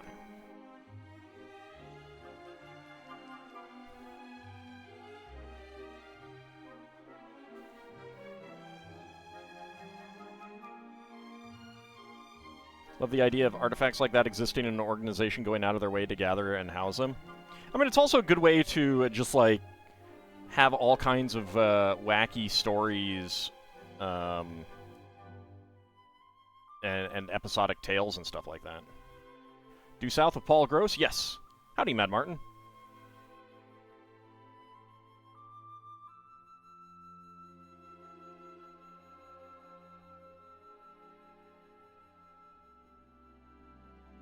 Yes, I would just leave you guys right here to go watch MacGyver if Netflix just put it up right now.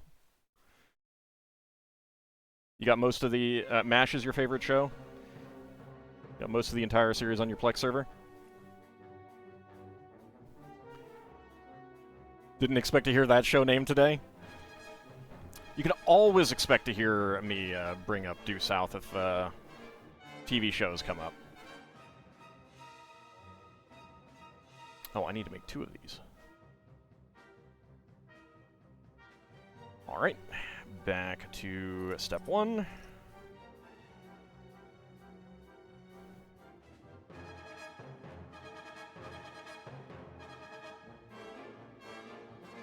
MASH is another one of his favorite shows.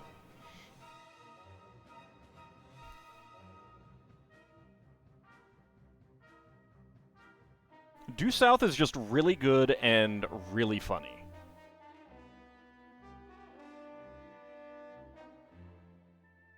You'd have done better in history class if it had been done in the guise of fun, wacky TV show adventures.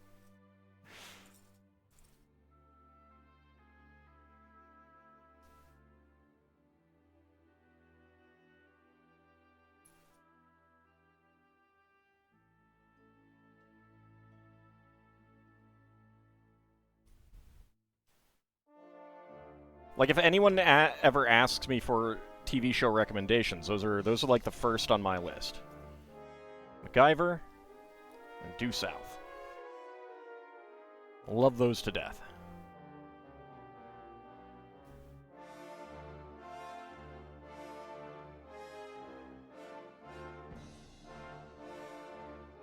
Just had a boring teacher for history. Yeah, it's always unfortunate, because history's really interesting. But yeah, you kind of need interesting teachers. I think my 6th grade teacher, I kind of credit him for my interest in like, ancient history, to a degree. Well, I mean, like, one of multiple.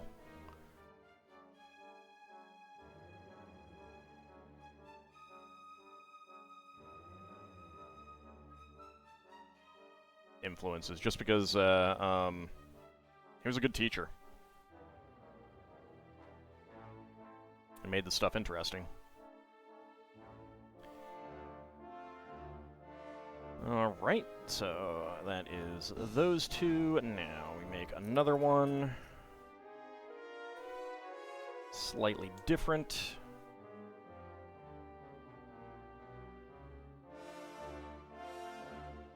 Funny thing was, at the time, you had 2 English teachers who were fun. Math teacher who did exciting things for teaching. Yeah, I mean, unfortunately, it's just kind of a thing that, you know, it's not easy to always get a, you know, every teacher to be great.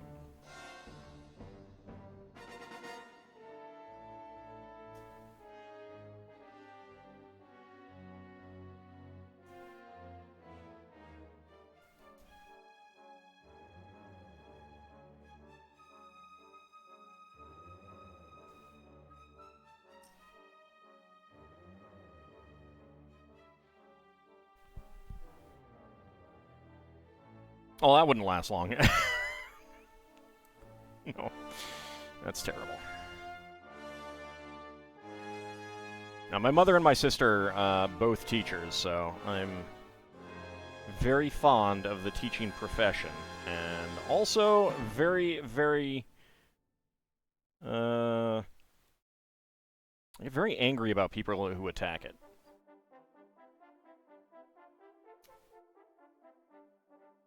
In a lot of ways, teaching today just really sucks. I feel so bad for so many teachers today.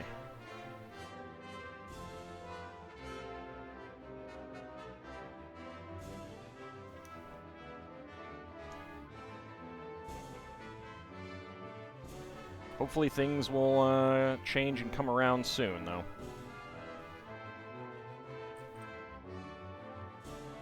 Taught social studies for a long while. You thought you were interesting? Hopefully, maybe? Hopefully.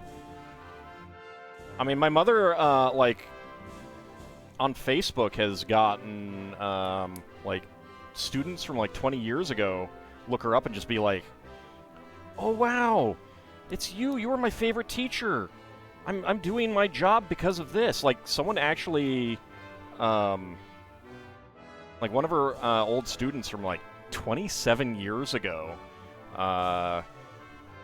went to a quilt show just because it was like, this is my favorite teacher. It was something that my favorite teacher is doing now that she's retired, and she meant so much to me. It was, like, really nice. You've had students come contact you? It's been nice? Yeah, that's great. Teachers get a raw deal. They deserve so much more. They do. They absolutely do.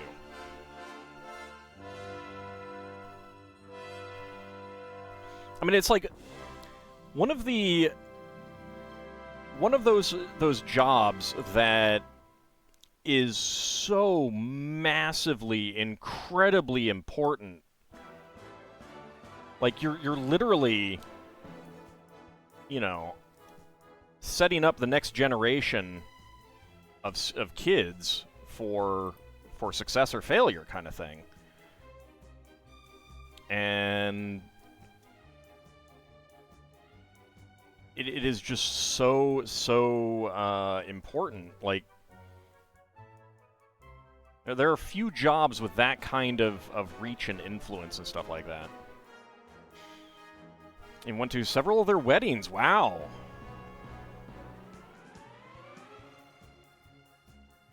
Well, that's pretty awesome. I think, like, that seems to me, Mad Martin, a pretty good sign that you were interesting.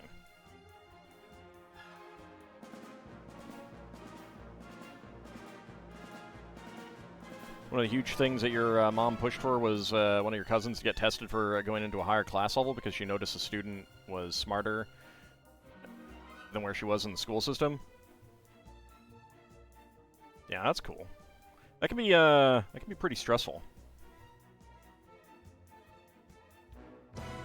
Hopefully it worked out really well for them, though.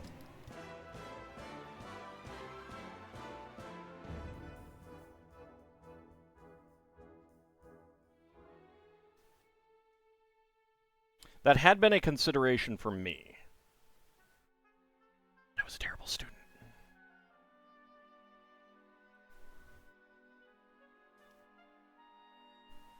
There we go, one by one. There. And one there. Okay. Then that there.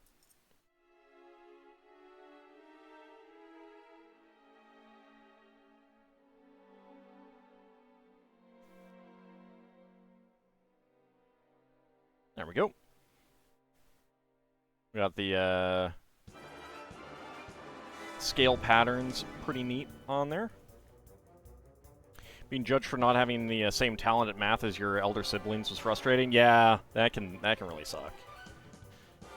That's how you end up scanning old maps, being a terrible student. That was actually pretty fun. Well, sort of. It was interesting and boring at the same time, but also, like, while you're sitting waiting, especially when you're dealing with the color images, sitting and waiting for these giant scanners to finish doing anything, but you have to be there because you got to set up the next one. It was great for reading. I got a lot of stuff read at that time. You were an okay student in high school, but in college and grad school, you ended up kicking it into gear because you were actually interested in stuff.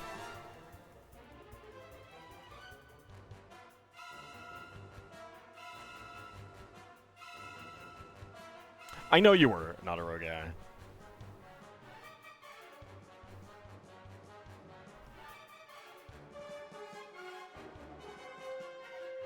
I mean, there is a fair chance that if you see a movie, like a period piece that has like a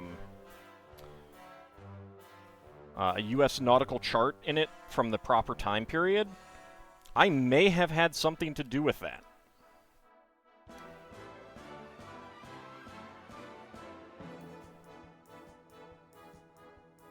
Because I do know that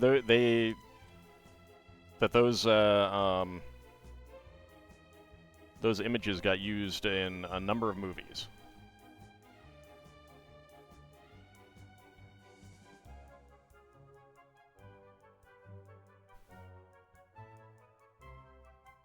Later high school was okay for me. It was the early high school and middle school that was really terrible for me. Dragon or the cat? He's expressed interest in the dragon, but also likes cats as much as you do. Well, you know, there's always next year for the cat. They will probably discontinue the dragon at the end of the year.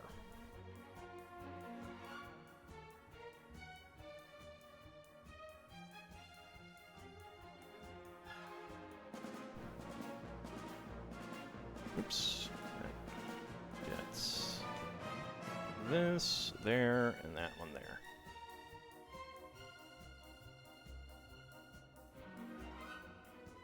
I mean, I could go, I can go check the dates for when they're expected to retire after the stream.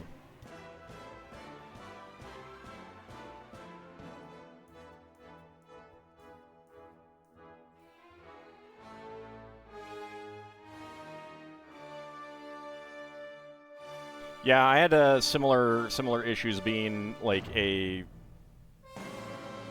very prototypical nerd in appearance and stuff like that.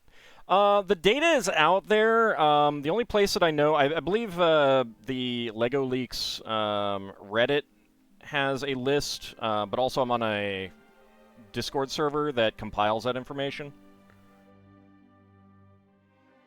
Until you're 6 months out from it, though, they do have a tendency to change.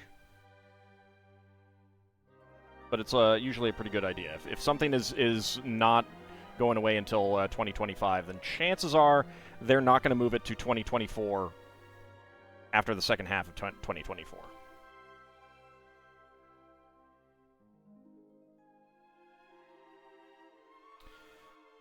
All right, let's see. This is the proper side for that.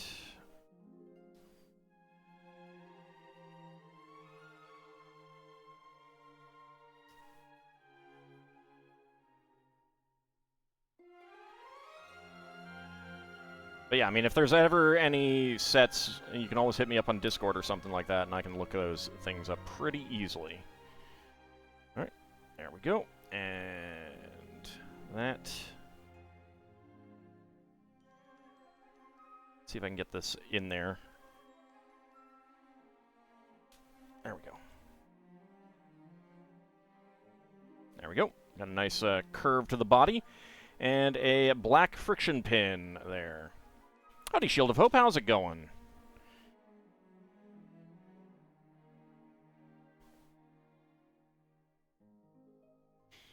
Yes. Auspicious Dragon, yes. Alright, bag number 9.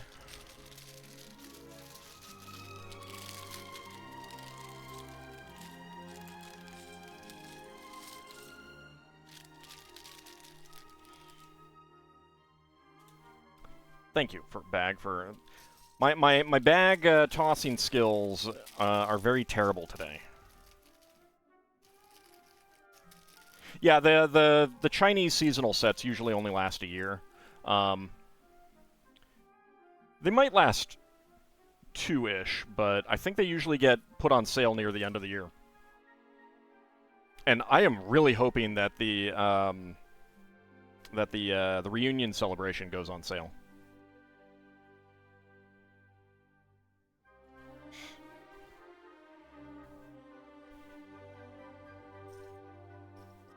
Well, that's just going to result in atomized chocolate, Bahamut.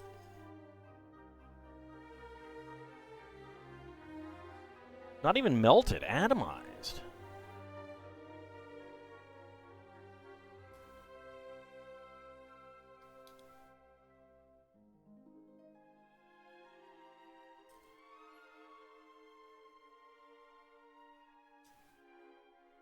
Atomized chocolate is tastier than melted chocolate?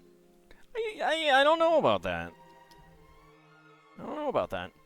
Yum, tasty burnt atoms. My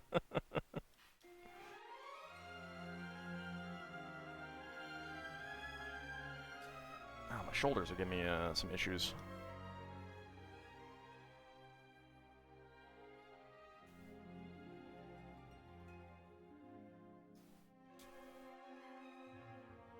split some chocolate atoms. Mad Martin, if you don't have some beer to put some bubbles into, then don't be splitting some atoms, alright? Have we learned nothing? Nope, that is not the right one.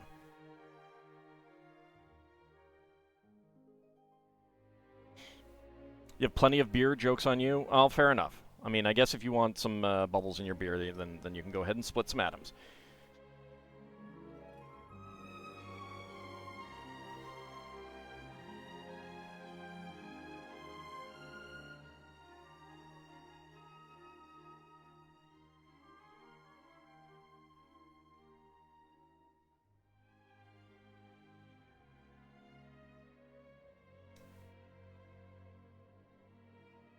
Now, I'm curious to know who knows what that's from. I may have mentioned it before, I can't remember.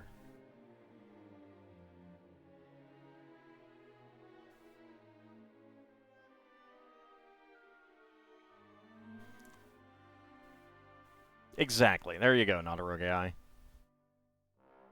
love that movie. I need to see that again. It's terrible, but it's hilarious.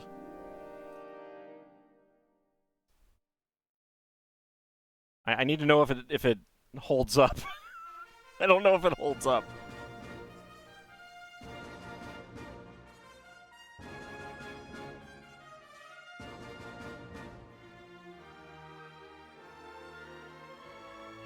Do you know if you can place a pick-a-brick order in the same order? Yes, you can.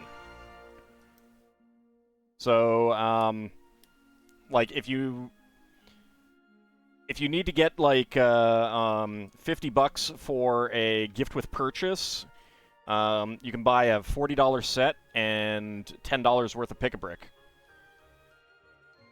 And that works just fine.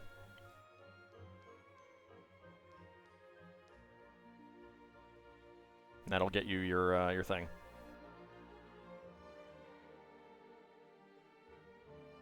I cannot remember if you get VIP points for it. So basically, like, it all goes into the same order is what I mean. So, like, let's say they have a $50 gift with purchase or a $100 gift with purchase or whatever, but the only set that you really want isn't quite enough. You can fill out the rest of the value with a pick-a-brick order, rather than buying like a $10 set or a $20 set or whatever to get you up to the amount.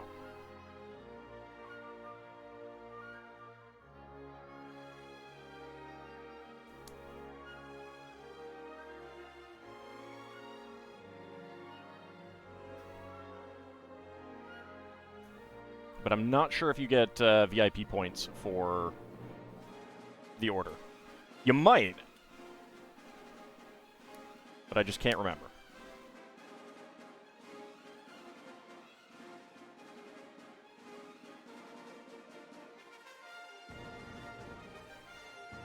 I mean, you can use the your VIP points, the discount on pick-a-brick orders as well, because it's just a flat discount.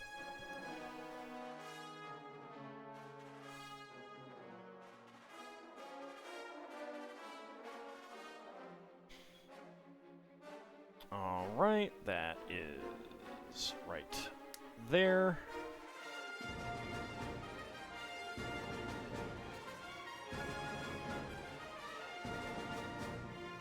Listens to the weather, wonders why it's talking about Florida and the other states there, realizes it's the National Weather Service. Yay, National Weather Service!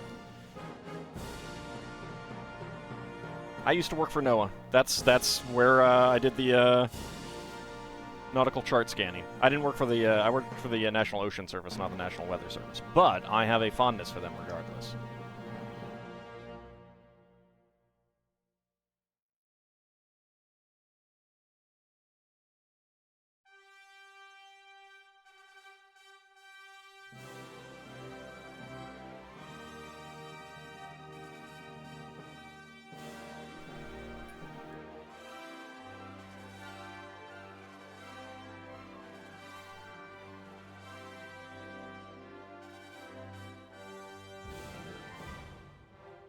I remember back in like the 90s or early 2000s, there was, I think, like a member of the House who was talking about defunding NOAA and the National Weather Service, and the reason they gave was, I get all my weather from the Weather Channel.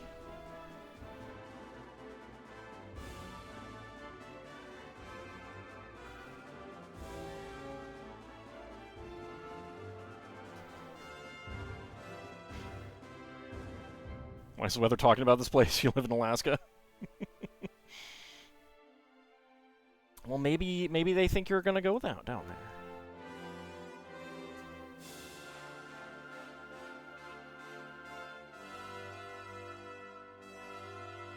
Exactly. Exactly.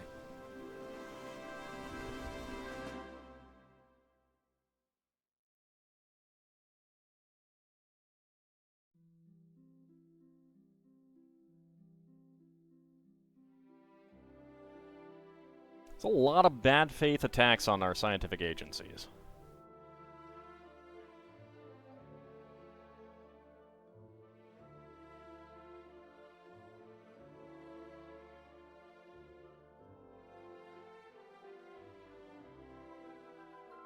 So, Ald, what is my opinion on likes being privated on Twitter? My opinion is that Elon Musk doesn't want people to know the awful stuff that he is liking, or the porn that he is liking, when that is now more accessible on Twitter. Like, it literally did come straight from, there are some, like, bots that will list off the tweets that he has liked, and they're oftentimes awful. Just like Elon Musk the other day was like, I don't see what the problem is with the AFP in Germany. They seem fine. Yeah, he doesn't want people to know the things that he likes and attack him for it. Yeah, it would be nice if that would just die. The sooner it does, the better. The tweets that he shares are already pretty awful. That is true. Yeah. Might be AFD. Yeah, AFD. I think that's what it is.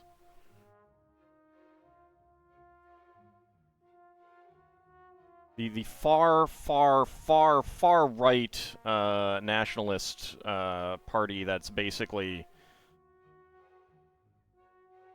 like, really awful. When your mom was coming back to Alaska one time, you forgot when, but she looked at this one person like clothing, and he was like, is this good for the weather in Alaska? Because his logic was Alaska's an island near Hawaii. You know, I would probably be like, yeah, totally fine. Sure.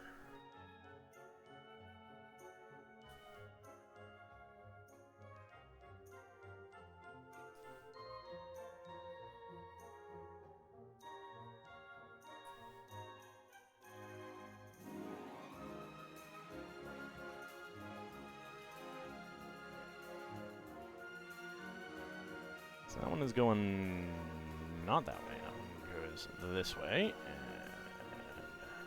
this way. And this one goes that way.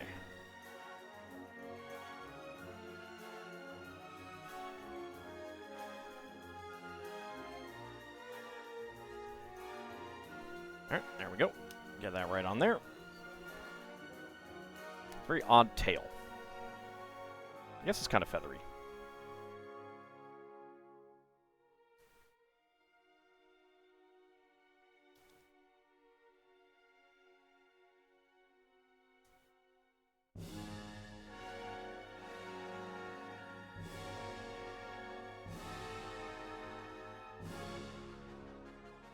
We got some 1x1 cylinder plates there.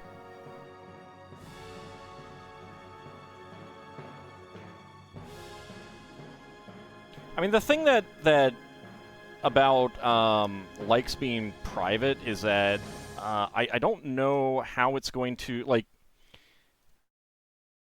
there's a certain amount of engagement that, say, like, artists and stuff like that, they actually kind of rely on seeing how many likes their stuff gets. If that's all private, I mean, I suppose they could still keep track of that and display that and stuff like that, but I don't know, that could make a big difference in like, you know, and not just artists, but like, you know, the companies that are still there use that kind of thing for marketing campaigns. So that could have some dramatic effects on like marketing campaigns and stuff like that. Yeah, no, there's no gift with purchase at the moment, just double VIP points, unfortunately. I mean, double VIP points are great, just I would have liked a gift with purchase too.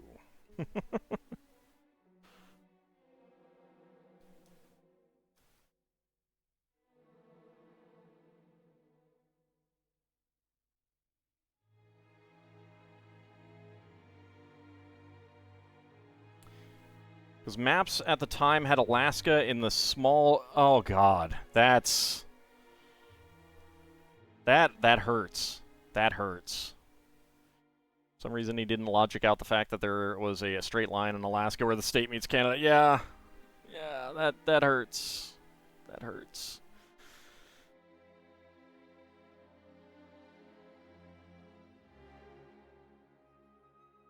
Okay. So this is going to go... Well, I already did the other side. Alright.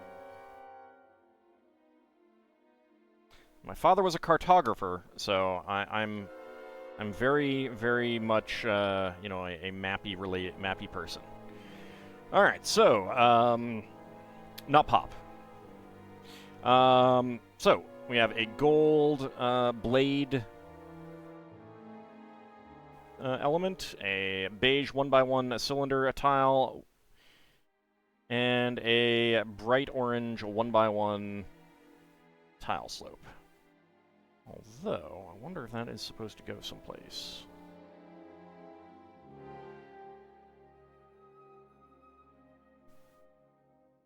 No, I don't think so. Because I had a bunch over here. Did I miss one? No, it doesn't look like it. Alright.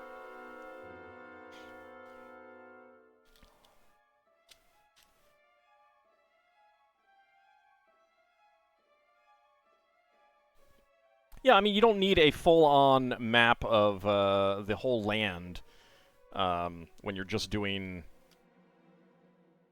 the U.S. You don't need all of Canada and all of the ocean in between for that.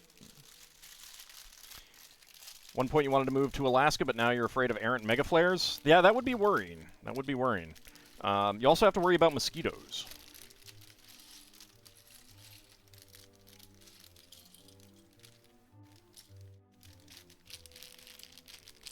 You're no cartographer, but you love maps? You could read a good map forever and not tire of it? Oh yeah, me too.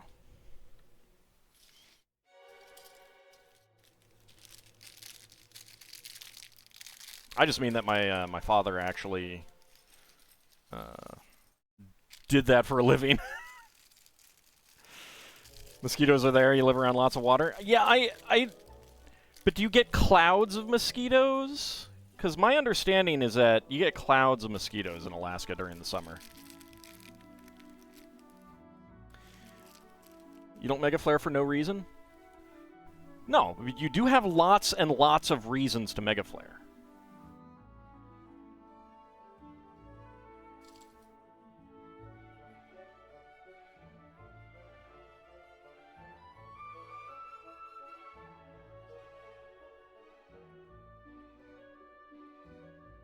I should make a D&D spell that's like Mosquito Cloud. That would be great. You can skate ice. You'll be fine.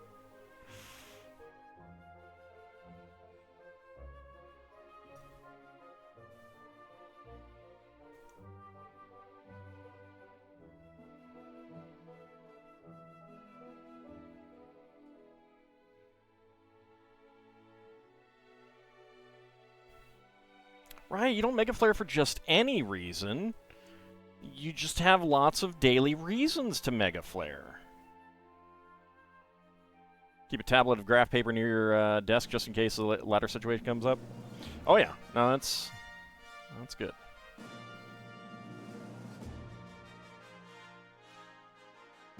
I definitely mapped a lot of old games back when I was younger.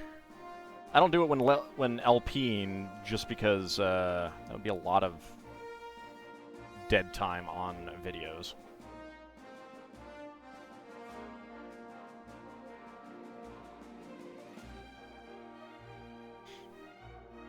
They proved my point there.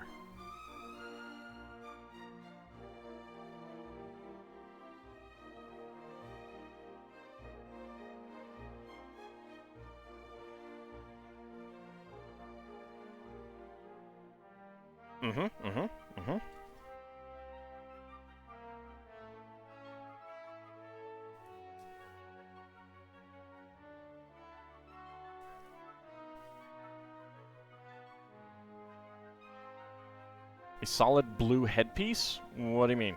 You mean this thing right here? Or do you mean this one? Oh, you mean this. Oh, right, the minifig head. It's gonna go in here. Howdy, Keaton, how's it going?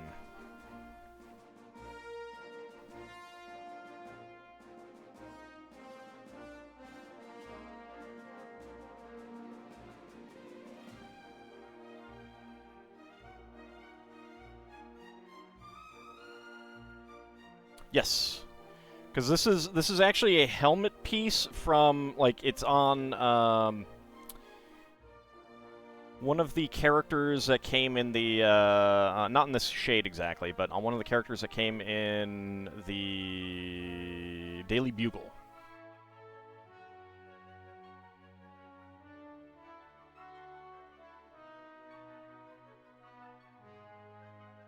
Going great. That's excellent.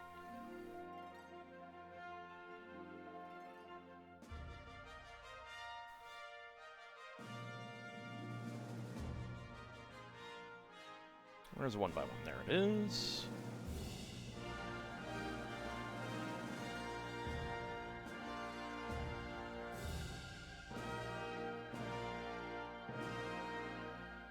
Mysterio, yeah, there we go.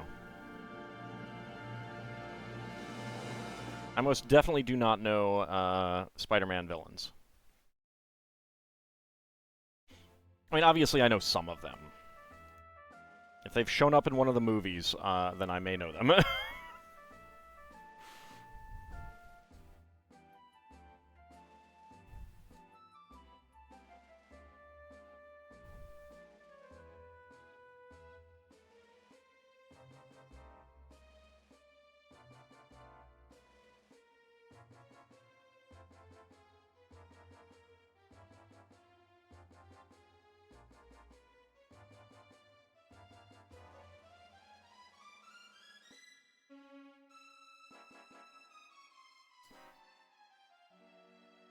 Alright, and there we go.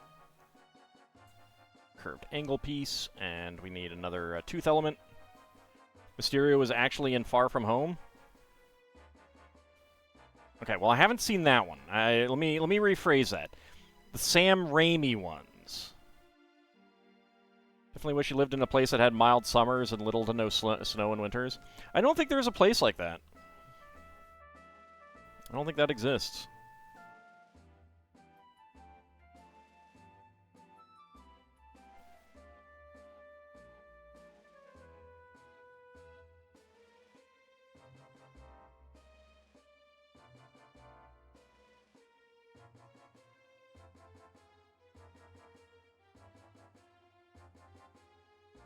There we go.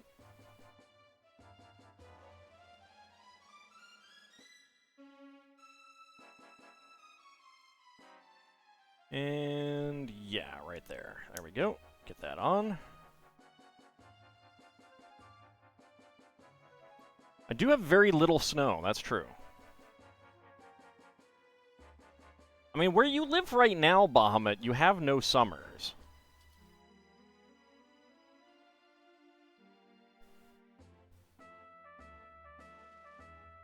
I think you should not look a gift horse in the mouth.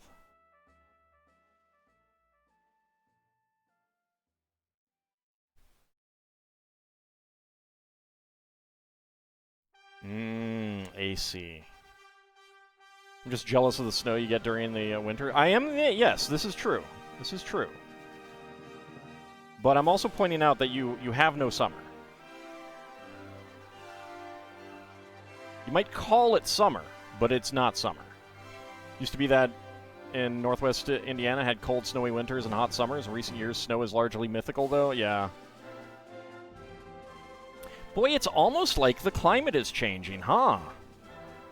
So weird.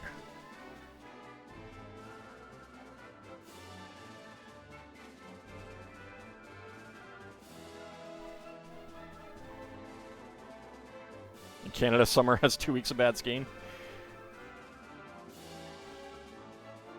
I mean, I think it depends on where you are.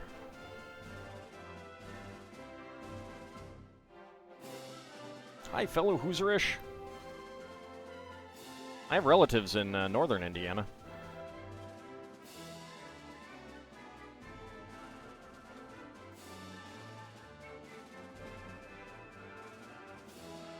Speaking of places to live, anyone know anything about Erie, Pennsylvania?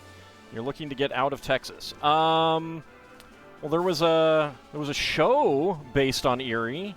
No, that was Indiana. Never mind.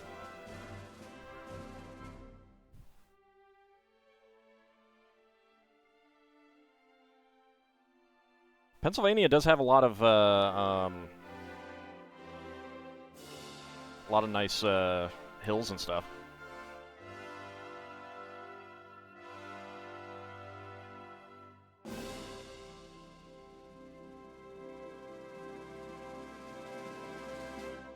But if that's on the lake, then you probably would get lake effect snow. I don't know how much, though.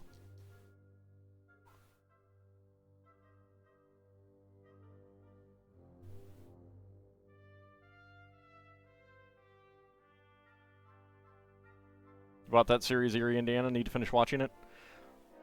I know I watched some of it, and I remember enjoying it, but I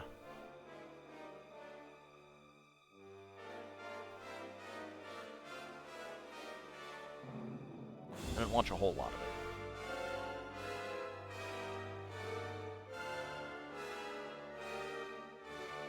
Didn't get one eye on there.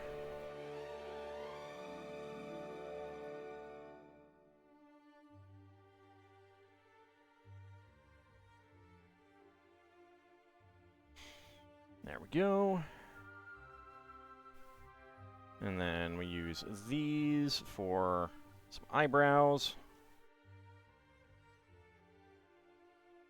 Was there ever official rules for having half-ogre PCs in D&D? Yeah, there, in AD&D, the Complete Book of Humanoids has rules. And there's some Dragon Magazine articles, I believe, in 1E. I imagine that there's some pretty easy stuff to get in 3E or later editions. And Dark Sun doesn't have half ogres, it has half giants. Which are very different. They basically have alignment that shifts to match nearby people, at least on one axis of it. Oops. There we go.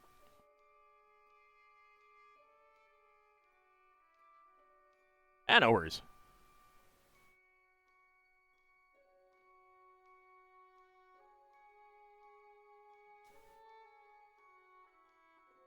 Okay, got some mustaches there. Then on the back,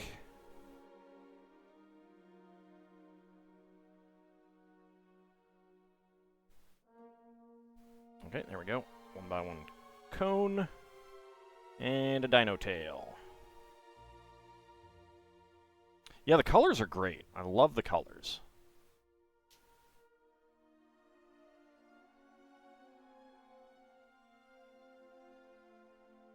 Well, I mean, you know, second best. Recently watched Ghost LPs torture himself with the old Dark Sun computer game. I will be torturing myself with that eventually as well. I just haven't done it yet. Same thing with the Ravenloft ones. I will be playing them because they are AD&D computer games.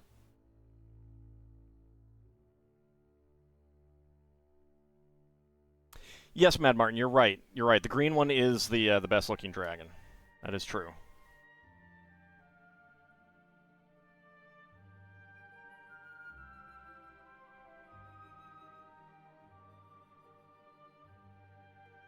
Which Dark Sun game? I mean, I would do both in order.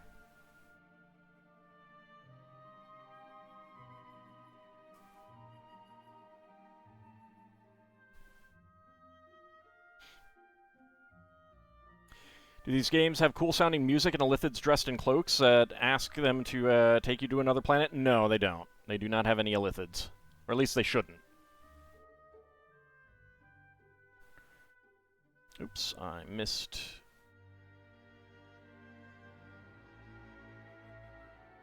this one here.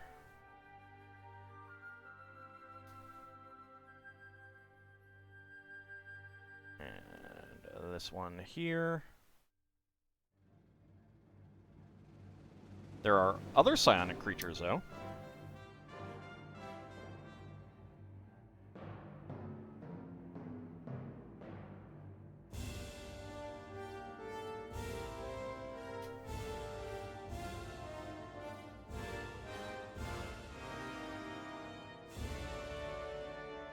Almost everything. There are actually creatures that are not psionic in Dark Sun. Not many. There are a few that are not.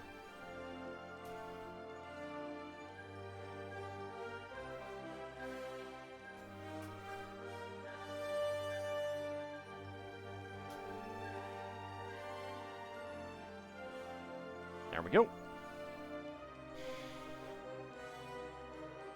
Magic can be dangerous, yeah.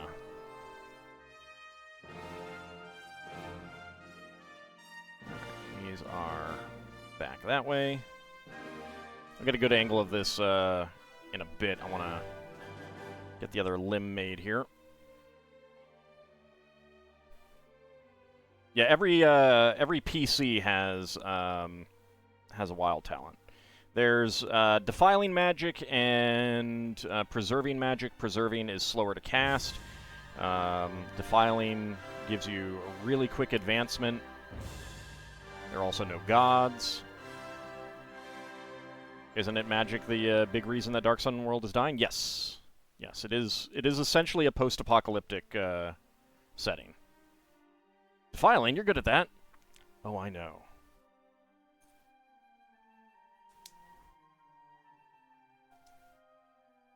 Basically, magic uses life energy, primarily from plants. I believe it does take life energy from, like, creatures as well, but it's relatively minor compared to what it takes from plants. So, like, if you use Defiling Magic, it just absolutely demolishes the, like, plants within a radius of the caster. The bigger the sparser the plant life, the bigger the radius.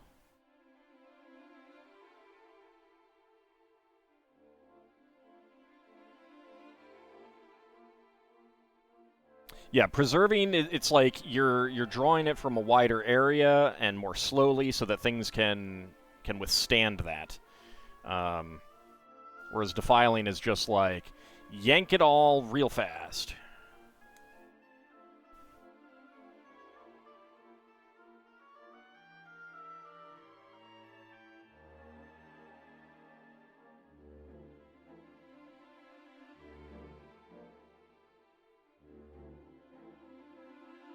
Yeah, I'm not really a big fan of, like, post-apocalyptic environments and stuff.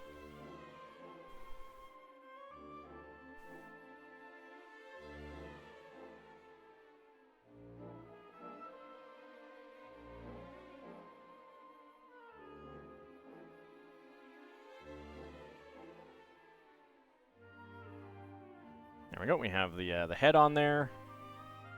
Apply directly to the forehead.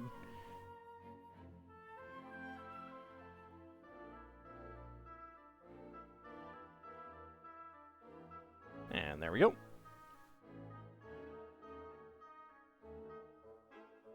Yeah, I mean it's like grimdark stuff. I'm not. It doesn't do much for me. I like having the hope.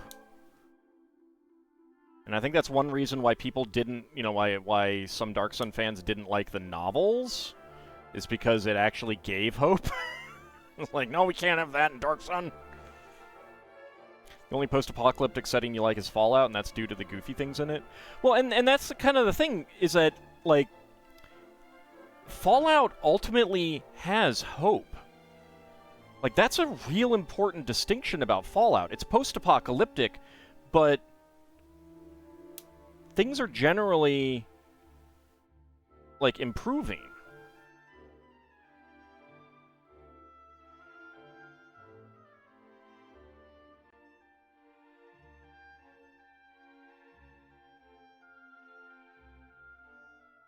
Unless there are a few ones where civilization is recovered but is different but good.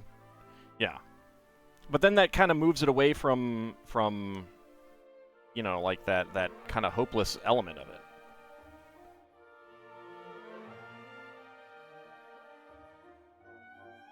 Yeah, that's that's a big difference between like the way Wizards of the Coast handles D&D today. Today, they're like basically marketing everything to everyone, and that's one reason why I don't think they'll do Dark Sun.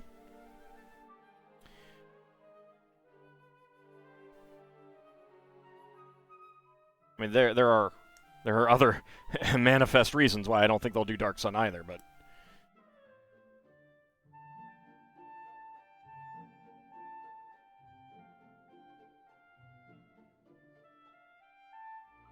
part of it is that it's just not attractive to the wide audience that I think they want these days.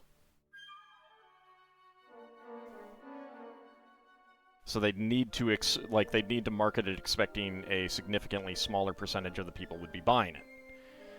Surprised enough that they brought back both Spelljammer and Planescape. Well, but they made them in such a way that they can be done. Well, I don't know how Planescape has really come out, honestly. But part of it is like, you get the set, it comes with an adventure, and you do that all together, kind of thing.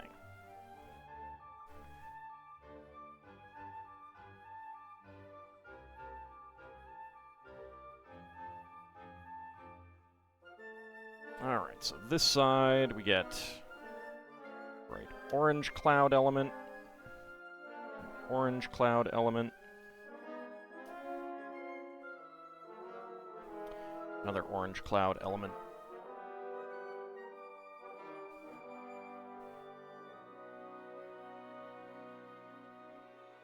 and a bright orange cloud element. Oops.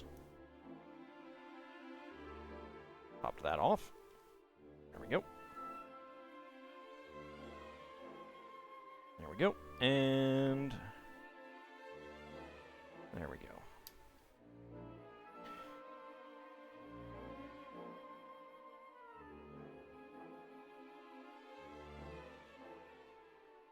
Okay. Flip it around. Yeah, they just did the two. I did the third one already.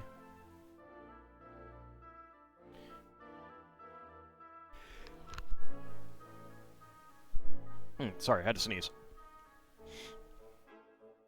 Alright. Get orange cloud element in there. Bright orange right there.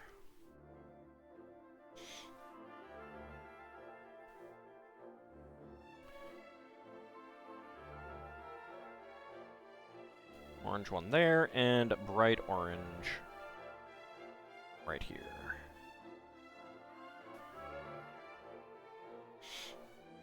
There we go. Okay, next up.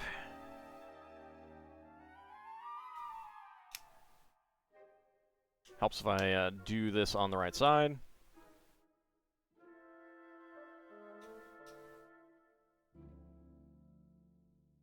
I mean, D&D Bahamut never had Mega Flare.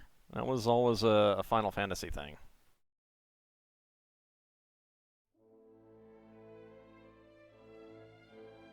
Alright, hold on. Yes.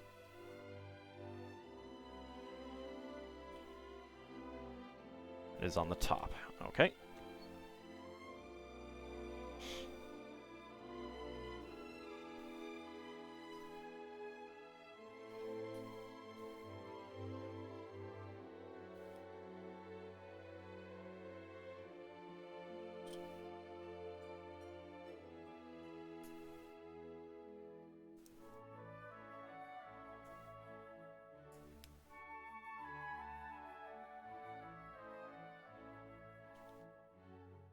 Alright, there we go.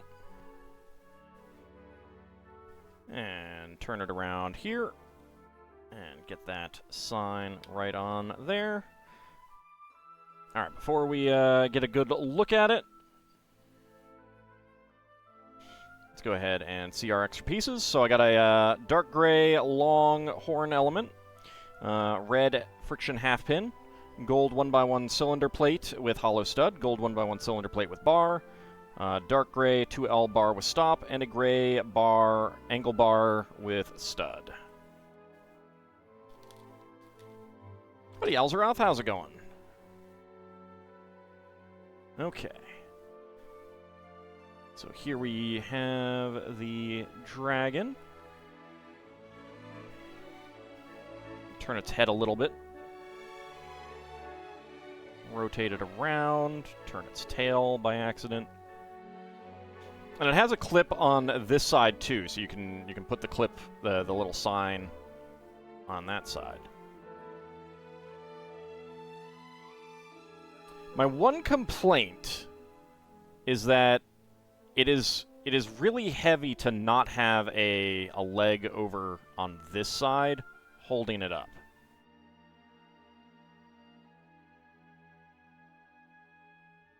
But that's kind of okay.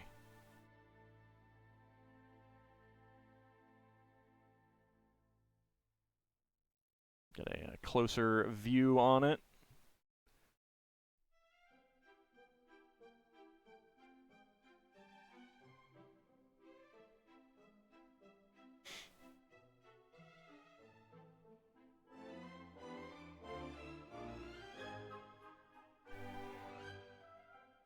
There we go. Alright, but to wrap up the evening, you know what time it is. Minifig time. I haven't seen them in the... Like, they haven't shown up enough in the anime for me to really get a feel for how they're going to look there. So they haven't really... seen them enough. I think the Penelope is a little bit too busy.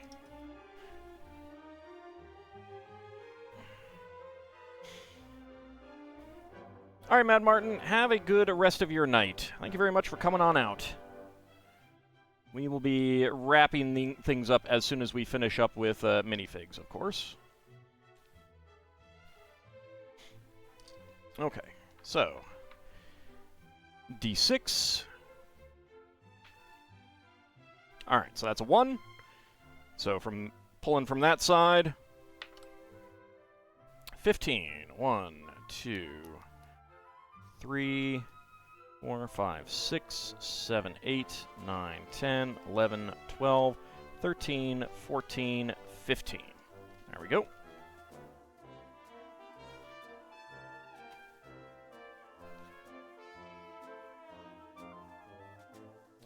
All right, let's start a prediction.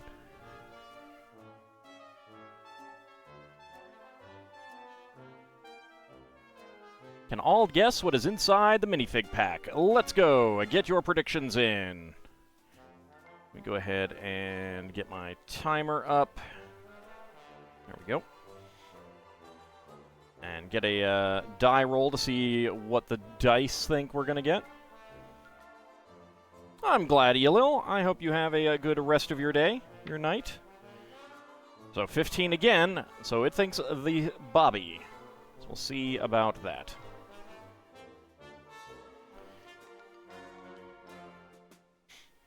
Bahamut got an 11. That would be the Scientist. Not a rogue AI. 14. That would be the Cat Lady.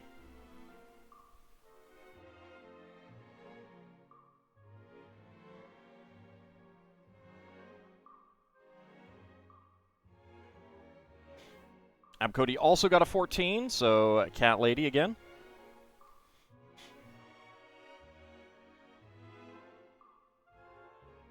So go ahead and get your predictions in. Can I guess what is inside the minifig pack?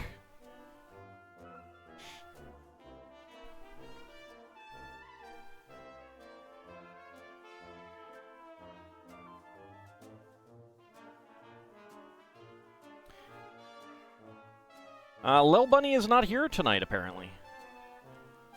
It happens. Things come up. Alright, we have just about 20 seconds to go, and let me take a look to see what Bahamut's third breath weapon has in 2E.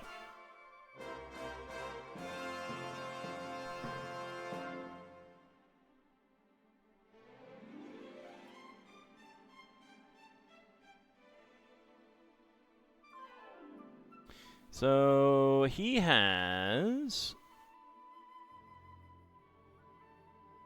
Cone of Cold, a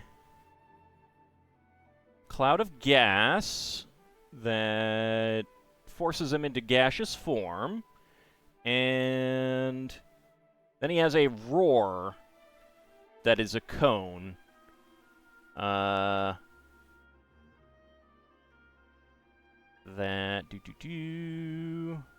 that does disintegrate, yeah. So it's a disintegration roar in 2E. Alright, so timer is up. Our predictions are closed. So let me go ahead and get my timer out. And I Centaur studying Minotaurs. And go. Let's see what we got. Come on, I need a piece that I can... What's that? Can I find something to verify this? Yep. Alright. 20.51, so just over the line. We have another welder. That makes our fourth welder.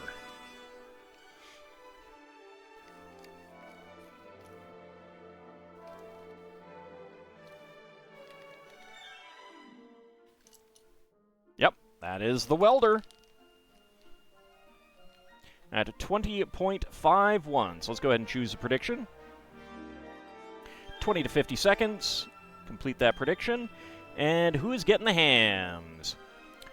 Fear and Abcody getting the hams. Very nice. Lord Canis and Kinshir going for within 20 seconds. Shield of Hope going for 50 to 60. And Bahamut going for no.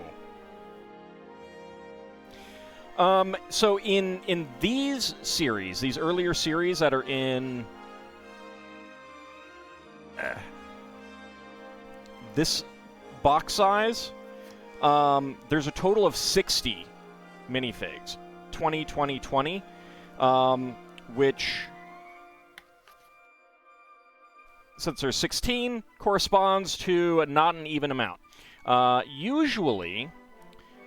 there's a minimum of 3. There's 3 of each, and then some of them will be 4, and 1 or 2 of them will be 5.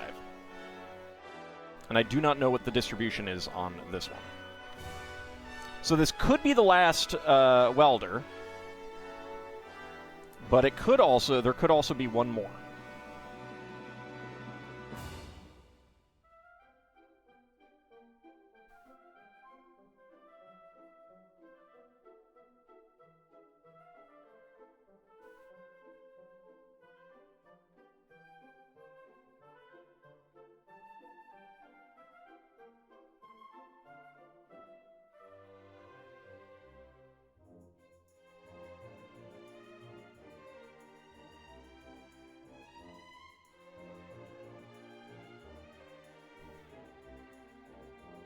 we go.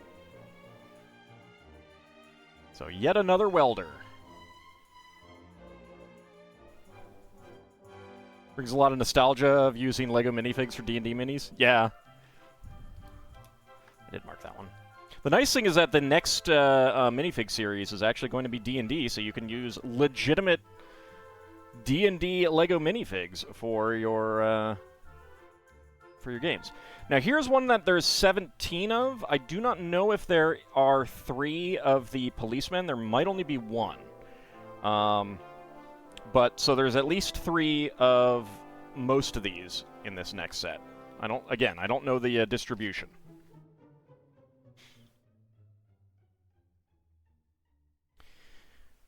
Alright. D6. So that is going to be 5, so we're going for this column. And a D20.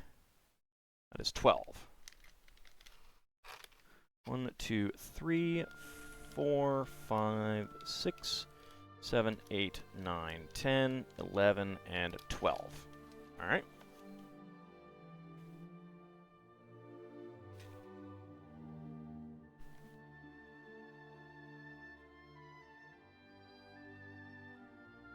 Alright, let's go ahead and start a prediction. Can Auld guess what is inside the minifig pack? Let's go!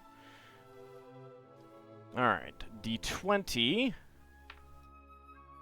So 13, that will be the race car guy.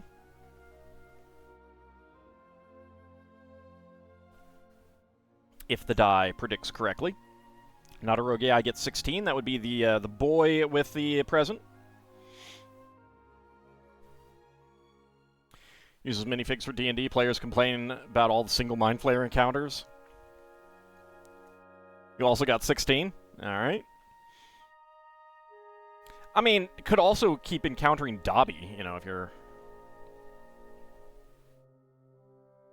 If that's all the Dungeon Master has.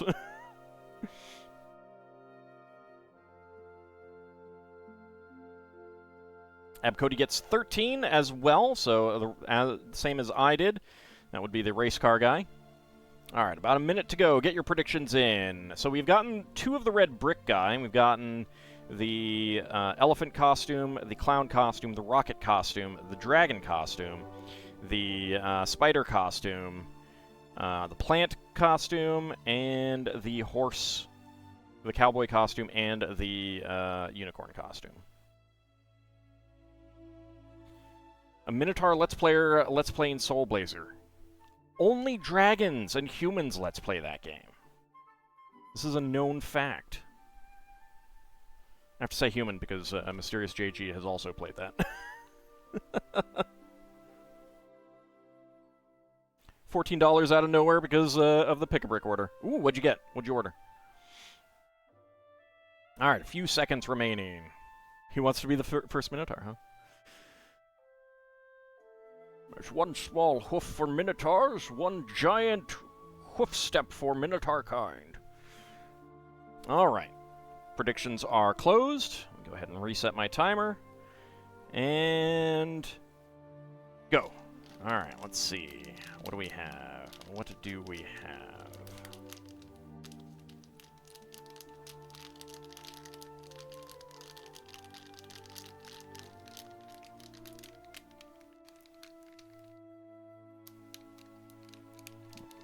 Okay.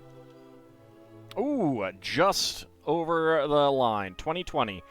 I believe we have another Spider-Man figure. Let's find out if that is correct.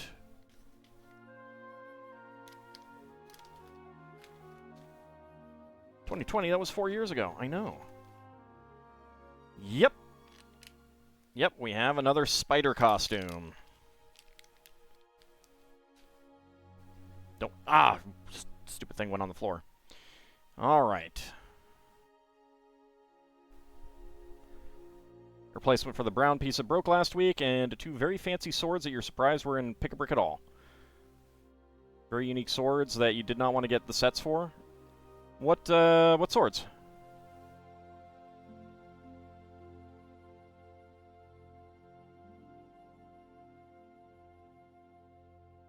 The black costume from Secret Wars.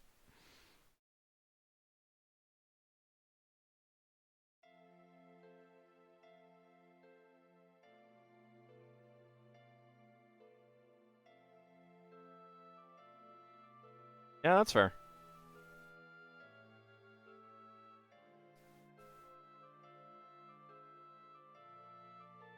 Oh, the blue, gold, and purple, black one from the dream sets. Yeah, I want to get the purple, black one. I do have the blue, gold one. All right, so we have our spider guy. Look at the spider hat. And the classic spider piece as well. All right, so that was just over 20 seconds, so let me choose that prediction.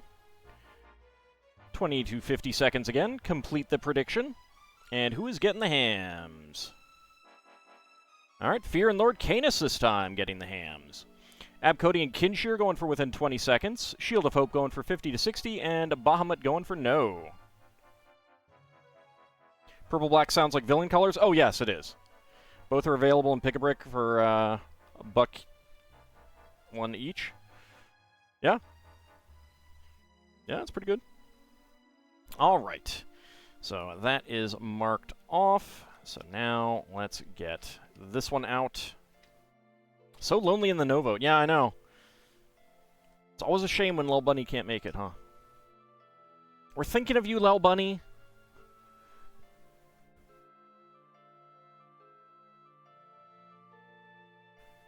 I'm thinking of you too. I'm mean. All right, so let's go ahead and D6. So 1, 2, 3, 4, 5, 6. And that is a 6. So, there's 6 of them, so I'll roll a D6 again. That is a 1. So we will pull this one out. Get my scale. All right. So, again, this will be a little bit different. Start the prediction. I will make a guess, then I will weigh it, and then we will roll a die. And if none of those are correct, then choose the no. I will also use an app to see first, but that will be in a little bit. All right, so we have gotten 1, 2, 3, 4... So we've gotten 4, so there should be 2 to 3 more in the top register. We'll find out. Oh, yeah, right. I'll get my D12 out. I don't want to roll yet. Bahamut rolled and got a 9, so that would be the Robo Butler. Not a rogue guy. I got 3, so that would be the Alien Tourist. If only there were a way to refine the part search from minifigure accessories to weapons. Yeah, Pick-a-Brick needs a much better way of sorting.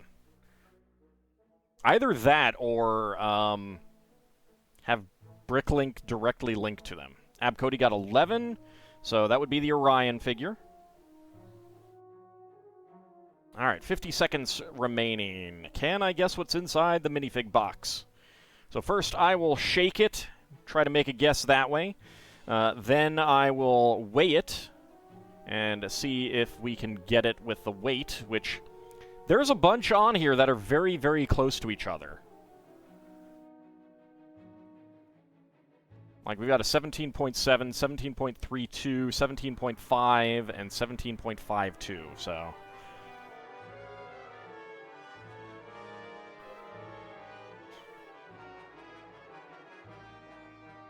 Alright, just a few seconds remaining. Get your predictions in. Can I guess what's inside the minifig box?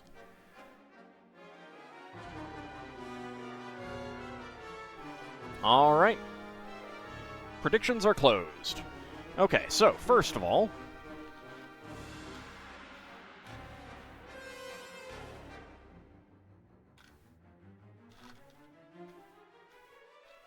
Alright, there's definitely some small pieces in here.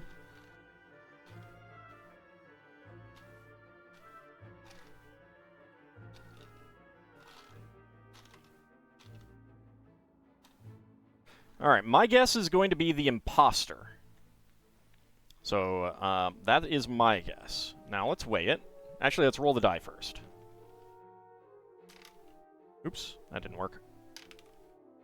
All right, 1. So the die is indicating the astronaut. And let's see about the weight. 16.86.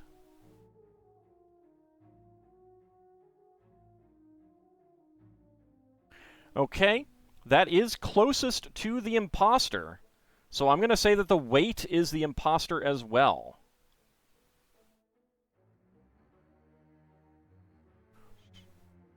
All right. So my guess was imposter. So if it is imposter, then that's what will be winning. Okay, and then let's use the app. I forgot to get that up and running. This is the OMG Bricks app, which is pretty handy. No, Blacktron Mutant. All right. So it looks like that's going to be a no this time.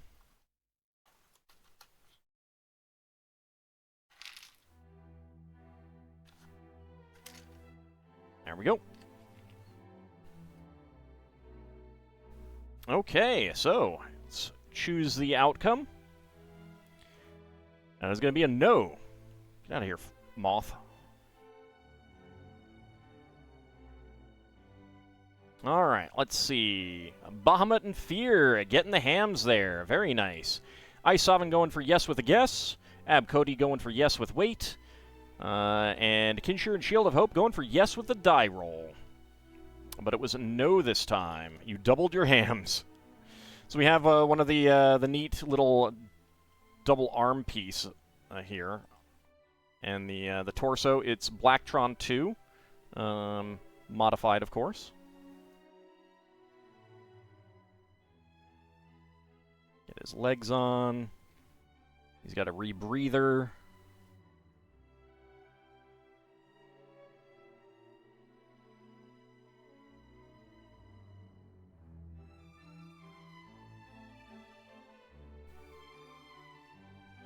And a mohawk piece,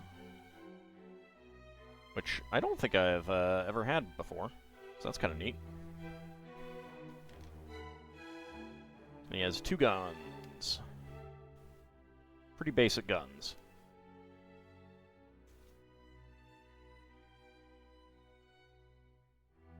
Alright, Bahamut, have a good rest of your night. There we go.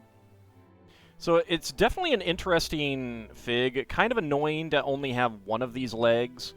And you'd have to swap out this arm, and you only get the right arm here. Like if you wanted to make a new Blacktron fig. But at least you do have that option. Swap out the arms, and probably swap out the legs. Just get like regular white legs and a black waist. And, of course, swap out the head, and you got a new Blacktron guy, Blacktron 2 guy. That's the back of his torso. He's slowly mutating into some sort of lizard creature. And we have an extra rebreather and mohawk piece. That's pretty cool. All right, so let me go ahead and mark that one down. So, once we get one more new minifig, I am going to take out the top register here, and we'll move on to the bottom register, and we'll go until either we get all the minifigs, or if I get like 6 of them or something like that, or if I get one that well, I'll do what I did for the last set, where however many I have up here, I will slowly move them down into the bottom so that we are constantly keeping the bottom register full. And we'll just go that way until we get them all. And let's see. There are 1, 2, 3, 4, 5, 6, 7 minifigs left to get in this set. All right. So that is pretty cool. And that is going to be it for this session. Go ahead and get that up there. I'll move my camera back up here to the Auspicious Dragon. which I really do like. It's very good, and like with some modifications, you could turn this into you know, a D&D, you know, some of the D&D Eastern Dragons, or make it a gold dragon without too much change as well. If you wanted to just be a big gold dragon, you know, change out the pearl that it's holding there, because that's what that is, aka a Dragon Ball. Is he any relation? No, he's not. He's kind of the gold sheep of the family. You know, he was adopted. I don't think the Orbs of Dragonkind are based on that, but maybe they are.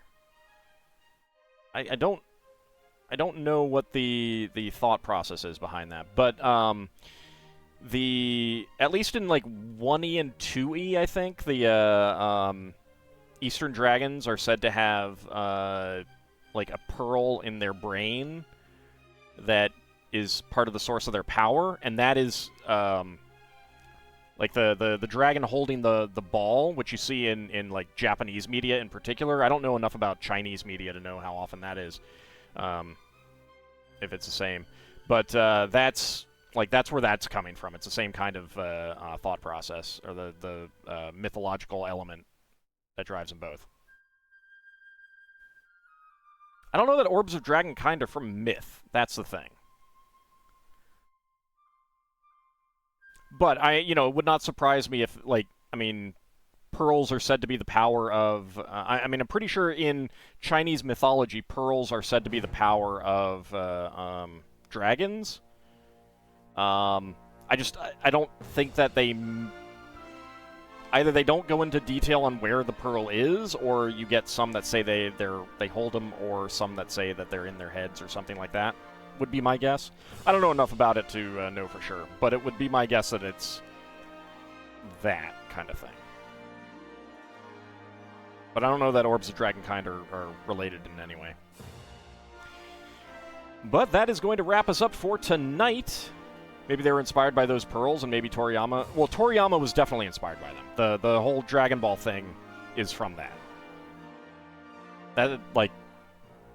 That's why you see the Dragon Balls in Dragon Ball and Dragon Ball Z, and that's why you also have dragons holding that sphere in Japanese depictions of dragons, at least. I don't know if they're in Chinese ones, because I just haven't seen enough actual Chinese depictions. Considering that this is aimed at the Chinese market, it would not... It probably is the same thing there. I just don't know. But that is going to wrap us up for tonight. So I want to thank you guys for coming on out. And we will be back on Friday for some more Sword of Mana. We'll be back Friday night for some more Lego building, continuing the El Dorado Fortress. Saturday, we'll be back for some more Spelljammer. And on Monday, we will return to Like a Dragon Infinite Wealth. And then we will return to building something next week. So I want to thank you guys for coming on out, and I shall see you next time. See you then, everyone.